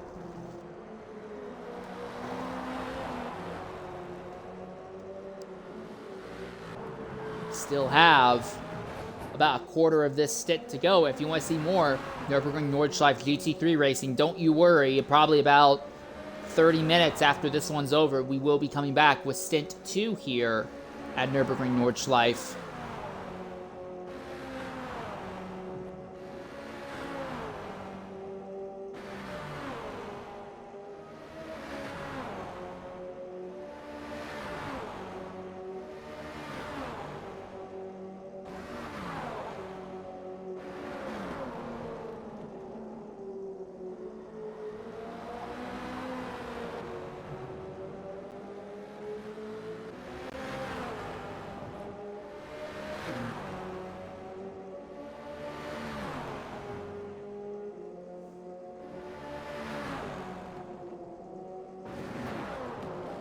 Guess about nose to tail through here. You have to wonder how much of this is RX just trying to make something. No, also, real quick, let's check. Are they both running the same tire compound? RX is at 40% for sure, and Chrysalid is at 41%. So yeah, they're both definitely running on the same tire compound, which we believe are softs. I have to wonder if it's the inverse aero wake that this game has programmed in that is causing RX to not be able to run away from Haya Cranky here. I mean, RX not be able to run away from Chrysalid here.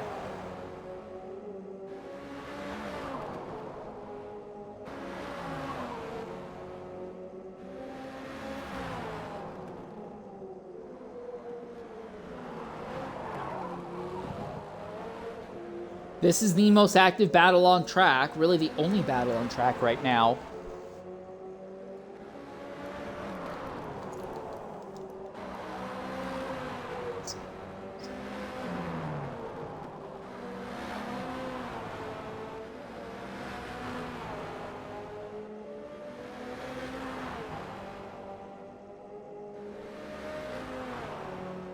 You can see that bright bluish purple car of Haya Cranky a little bit farther back in some camera shots, but he is not rushing down this duo with the speed that I thought he was going to be able to. All right, change our points of interest camera real quick so we can try and time the gap between our top two, Moonrise and Cavatra, once again.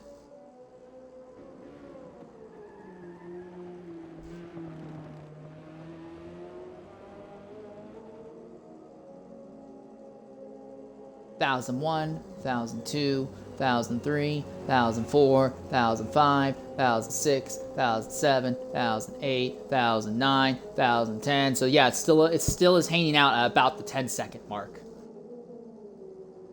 And Stock Ash is closer to like 15 seconds off. Yeah, if anything, Stock Ash is more under threat from being caught by RX and Chrysalid than he has any chance of catching Cavatra or Moonrise. 1,001, 1,002, 1,003, 1,004, 1,005. About 5 seconds between Haya Cranky and Chrysalid right now.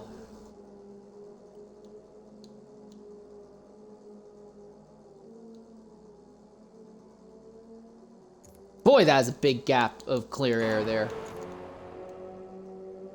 All right. Well, as this continues, we're going to go ahead and knock out one of Twitch's mandatory ad breaks here as we continue to watch Chrysalid, Stock, RX, FFEX. Both these drivers are going to have to pit at the end of this lap. What tires will they be putting on? A lot of drivers are coming up to what will likely be their final stops What are going to be the final sets of tires to the end? We'll find out shortly when we return here at Nurburgring Nordschleife.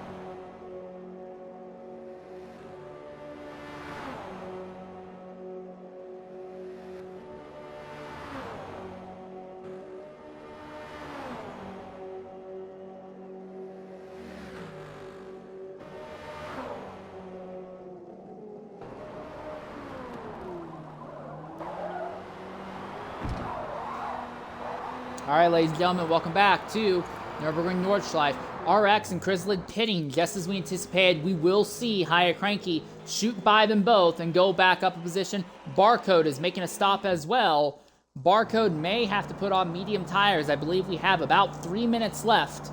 Not 3 minutes left, 3 full laps left in the event. So if you're pitting now, it's likely going to be best to go ahead and slap on some medium tires. But if you're pitting next lap, you'll probably want to put on softs to go to the end here. Real quick, let's go ahead and check the distance penalties thus far. The only drivers do not have any distance penalties are our top 3, Moonrise, Cavatro, and Stock Ash. And the only driver to have gotten over 1/10 of a mile in distance penalties thus far is NDL Uzora.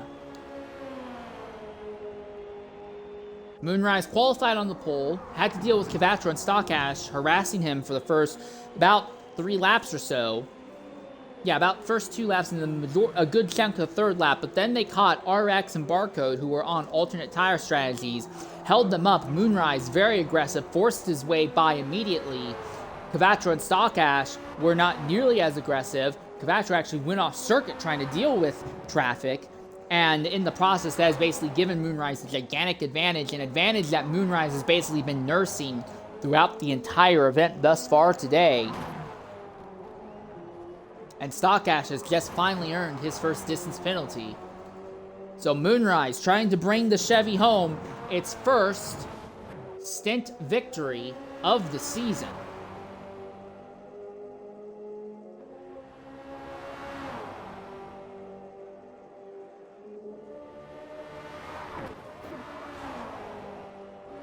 If he can do this, it would mean that all 3 American manufacturers have received at least 1 stint win over the season. Back when the ESV drivers was, I don't remember if it was Barcode or Green, but it was one of the ESV drivers did a Ironman at Bathurst. They won a stint, one of the stints then as well, in the Ford GT3, the Ford Mustang GT car. GT4 car, not GT3. No, it was GT3. I should sleep more before I do these broadcasts. And then we have also seen the Dodges winning almost all of the stints in the last 2 events that we have covered here. So, yeah, we are definitely looking at a scenario where we will see all 3 American manufacturers winning stints at some point in this season. And Moonrise has now earned a distance penalty. So now Cavatro is the only one without a distance penalty. Normally we would hype that up a little bit more because that is a free extra point if you can finish one of these stints with no distance penalties. But as the championship has already been wrapped up and decided, it doesn't matter. Wow, Moonrise Spending a significant amount of time in the dirt there.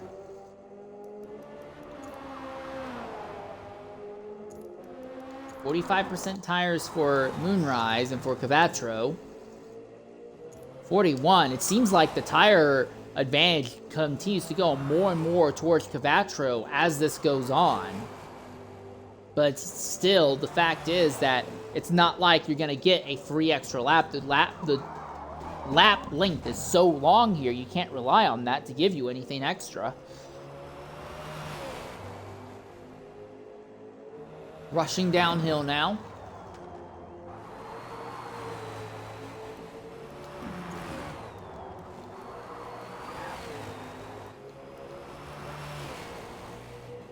Most of the fights have all broken up. Grizzled kind of lost touch with RX once he pushed his tires too far. And basically every position on track has been resolved.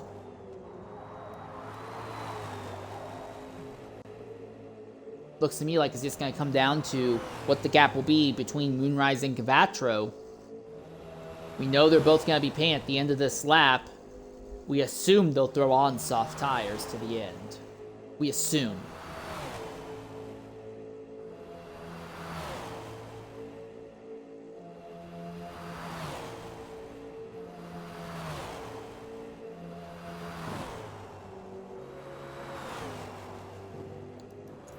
We'll go ahead and use the point of interest camera to time the gap between the two of them once more.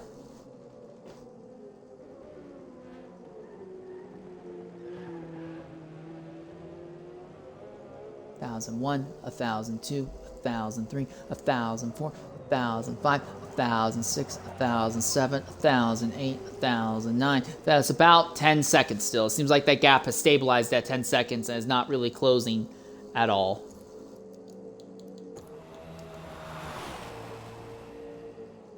Now, Moonrise typically will lose a little bit of time at the very end of this lap as he has really burnt up his tires. Although going off track like Cavatro just did there is not going to do him any favors. Big thing for Cavatro is that he does have a bit of a distance advantage, but 0.043 miles is almost nothing compared to how big that gap is. We'll quickly bring up the calculator.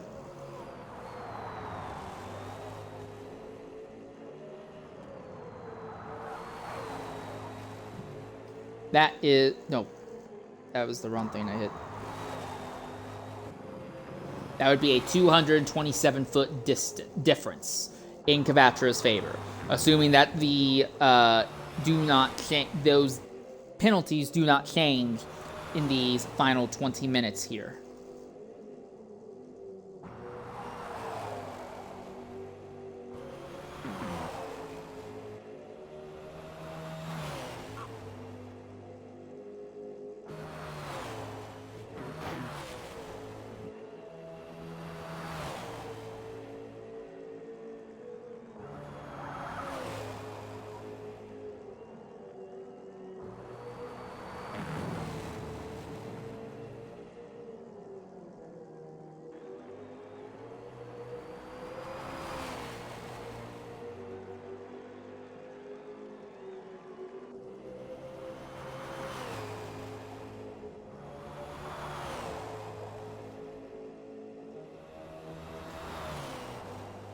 All right, coming down to the pit lane, you can visibly see the gap between Moonrise and Cavatro in some of these shots here on the straightaway.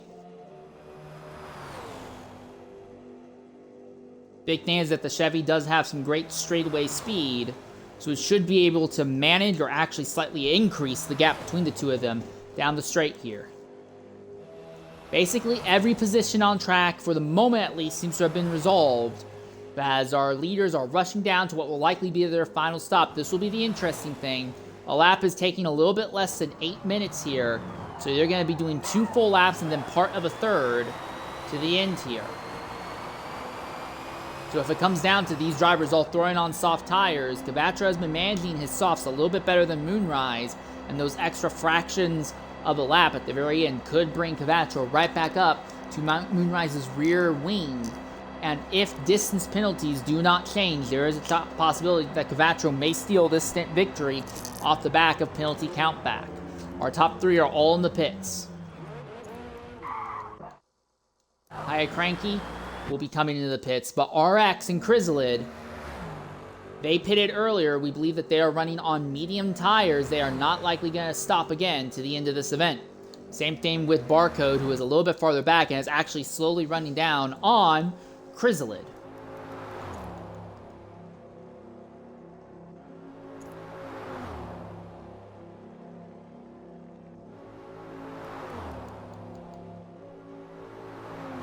Oh, what could have been for Barcode running the first stint of the race 5 laps on hard tires and then 4 laps on another set of hard tires afterward. All the time that he lost doing that has put him so far behind the 8 ball. You have to wonder what could have happened, what would have been, what could have been here. Still, he is ironically running in the same position that he qualified in. He was the only driver on his team to qualify because he has been given a waiver to Ironman this event.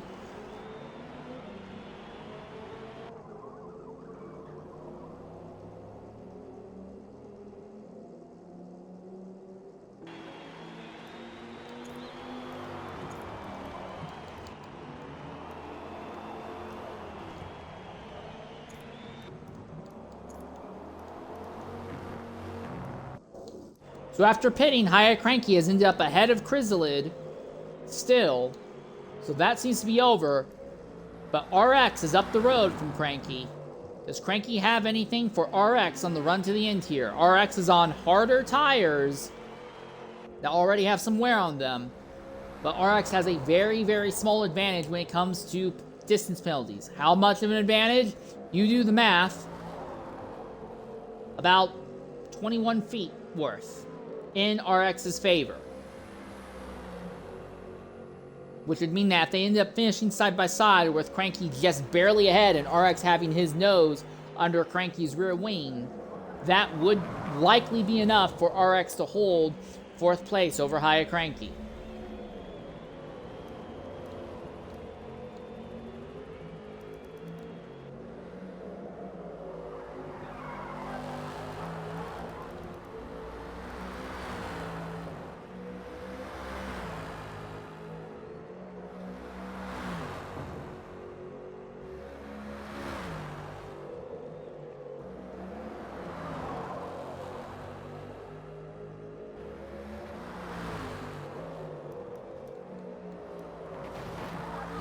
Gap between 3rd and 4th has finally opened up, so yes, Stock Ash will maintain his gap. And something has happened here that has caused their gap between the top 2 to ever so briefly shrink. Oh no, it was just the angle on the map. Never mind, ignore that. I read that wrong.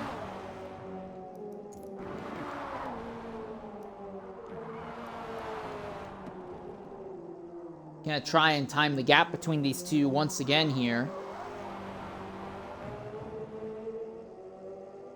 Not yet, but we will do it shortly.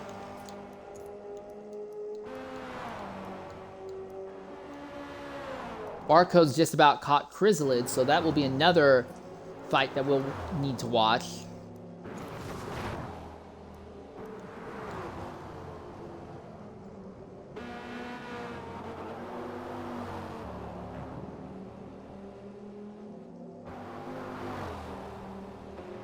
That is Chrysalid right ahead of Barcode right now that we are looking at.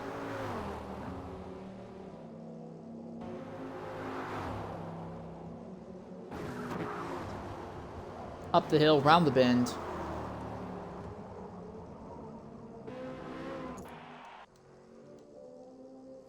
Alright, let's time the gap between these two in our lead, our two leaders.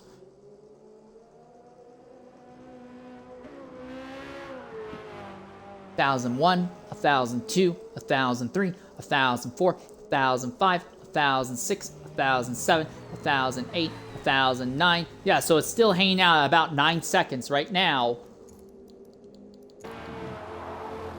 As we watch this battle going on.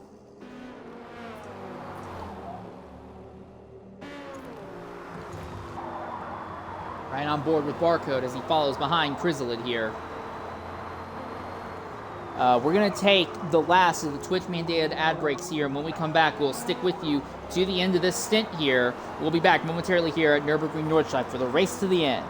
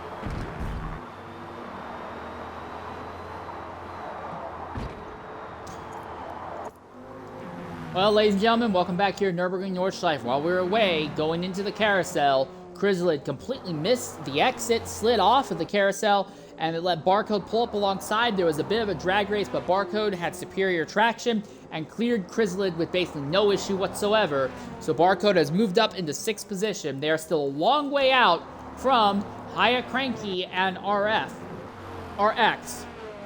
But a shot at the top 5 is just barely within the realm of possibility for ESV Barcode after the outrageously bad first 2/3 of the stint that he has had. At the front, though, the gap has been stabilized at about 9 seconds between Moonrise and Cavatro. The most interesting thing, though, is that Moonrise has distance penalty, Cavatro does not. Both of them are anticipated to be running soft tires to the end of the race here, and they will be running one more lap after this one, and then part of a 3rd lap. And in that scenario, the soft tires typically fall off after 2 laps. And then, if these drivers are going a little bit farther, it will be whoever has the better tire management, and that has been Cavatro. Cavatro has been much better at managing his tires than Moonrise. So we anticipate that in the last 3 to 4 minutes, we are likely going to see the gap between this duo massively close down, assuming that these two do not have a big off-track excursion or something like that happen. So the win may still be up in the air, as the gap has been gradually closing. 1001, 1002, 1003, 1004, 1005, 1006, 1007, 1008, 1000. So about 8.5 seconds right now is the gap between the two of them. 10 minutes remain. Thank you, game. Uzora. Oh, and RX is pitting. RX is saying that he does not think he has the tires or the fuel to make it to the end. He's out of fuel and tires. Oh, and he's gonna have to throw on soft tires. Doesn't want to put in a full tank of fuel, but that's gonna move Haya Cranky up into 4th, and will put Barcode up into the 5th position. And while RX will have a tire advantage, he's gonna be way too far behind. So RX, butchering the pit stop strategy, is going to end up giving Barcode a top 5 finish. You can only imagine how aggravated RX is going to be feeling after this. But now, Haya Cranky is positioning himself to bring home a top 4 result, 4th place, in that bright blue Mercedes. There is still a possibility that Barcode runs him down, and Barcode is way better off when it comes to distance penalties right now.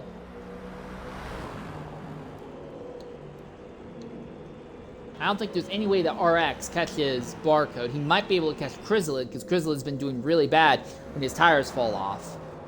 I don't think there's any chance he catches Barcode or Cranky, though. Not to mention, RX already has a significant amount of distance penalties anyway.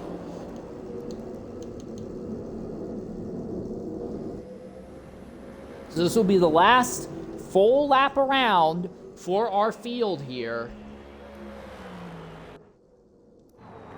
Gap between the top 2 continues to close very slowly. We are not anticipating it to start shrinking now. We are thinking that the big shrinking will happen in about 5 minutes' time. And that will be the real measurement between the two at the front. Oh! Well, nope, that's over. Well, that's fight over. He's lucky that we don't run simulation damage, but that's over. So F1R Moonrise wins here at Nurburgring Nordschleife Stint 1 by default, as Cavatro loses way too much time crashing into the wall there. So that is over. The only downside is that there's literally nothing else to talk about. Every other position is pretty much resolved. So there's basically nothing else for me to hype up or talk about. Normally I would talk about the championship standings, but the document is in so poor state, I could barely tell that the championship was already locked up. I do apologize for that, ladies and gentlemen, but that was the only story left to talk about here. RX is too far back to catch Chrysalid. Chrysalid does not have the pace to keep up with Barcode. Barcode is too far back from Haya Cranky. Stock Ash is out in no man's land. And now Cvatro has had the accident. The gap between himself and Moonrise has gone up to about 18 seconds. He basically needs to close about 3 seconds per minute, and that's just not happening.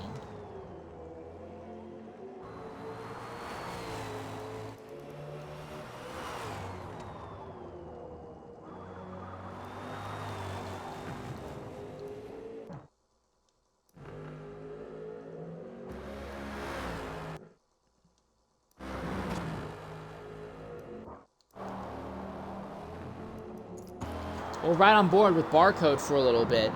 See if there are any circumstances where he might have a shot at Haya Cranky.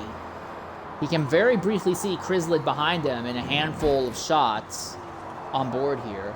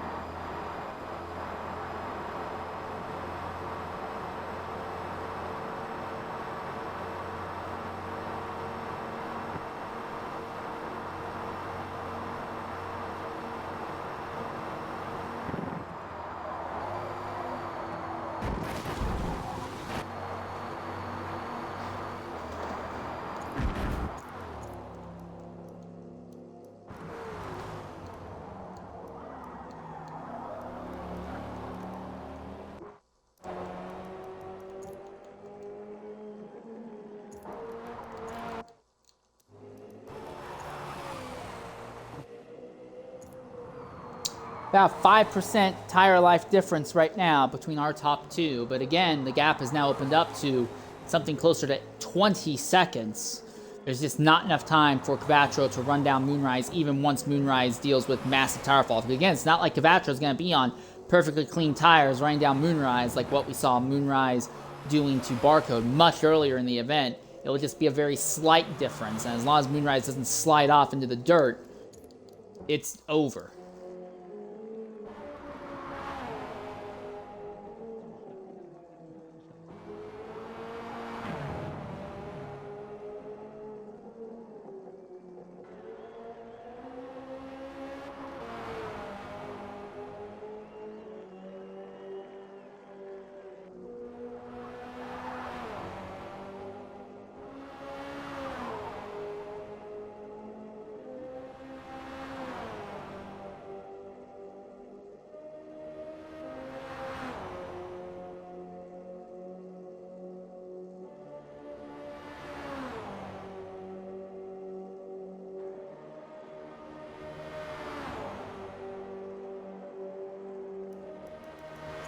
This is going to be the interesting part, because Moonrise is going to be crossing the line. He's already at 60% wear.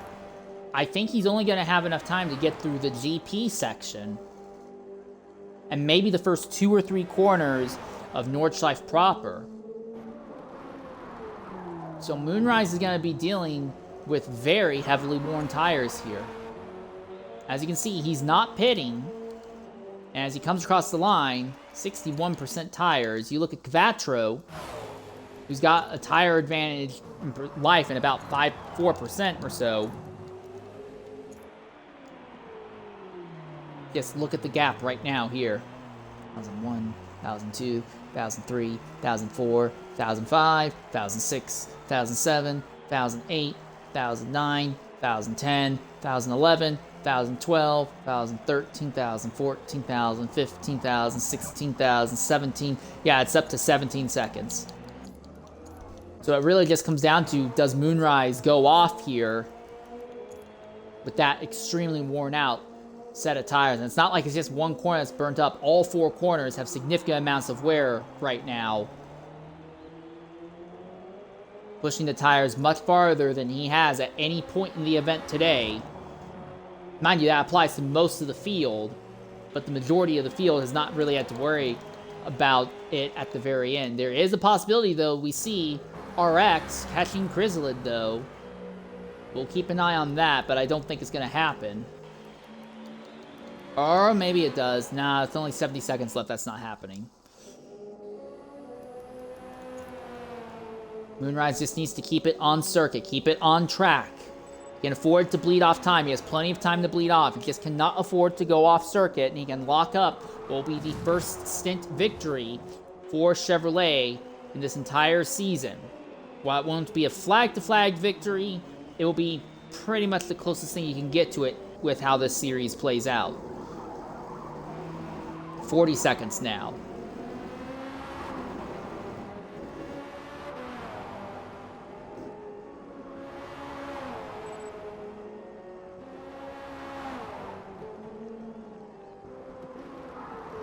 Yeah, right now, Moonrise could come to a complete stop on circuit and still not be caught by Cavatro.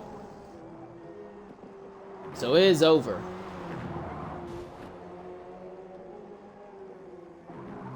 Eleven, 10, 9, 8. He's very fortunate that he's not going to have to navigate the jump here.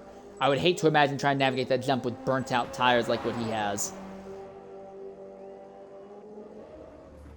Honestly, if he was 2 or 3 seconds farther up the road, he would have been in so much trouble. But there's your final distance results. Nearly 4/10, nearly 2/5 of a mile in Moonrise's favor. We're going to take a Twitch-mandated ad break, and we'll try to reach out to some of our top finishers here. But if none of them reach in, then we will end the broadcast with that. But we will be back shortly anyway to cover Stint 2 at the top of the next hour here at Nurburgring Nordschleife. But first, we're going to try and see if we can get any interviews going.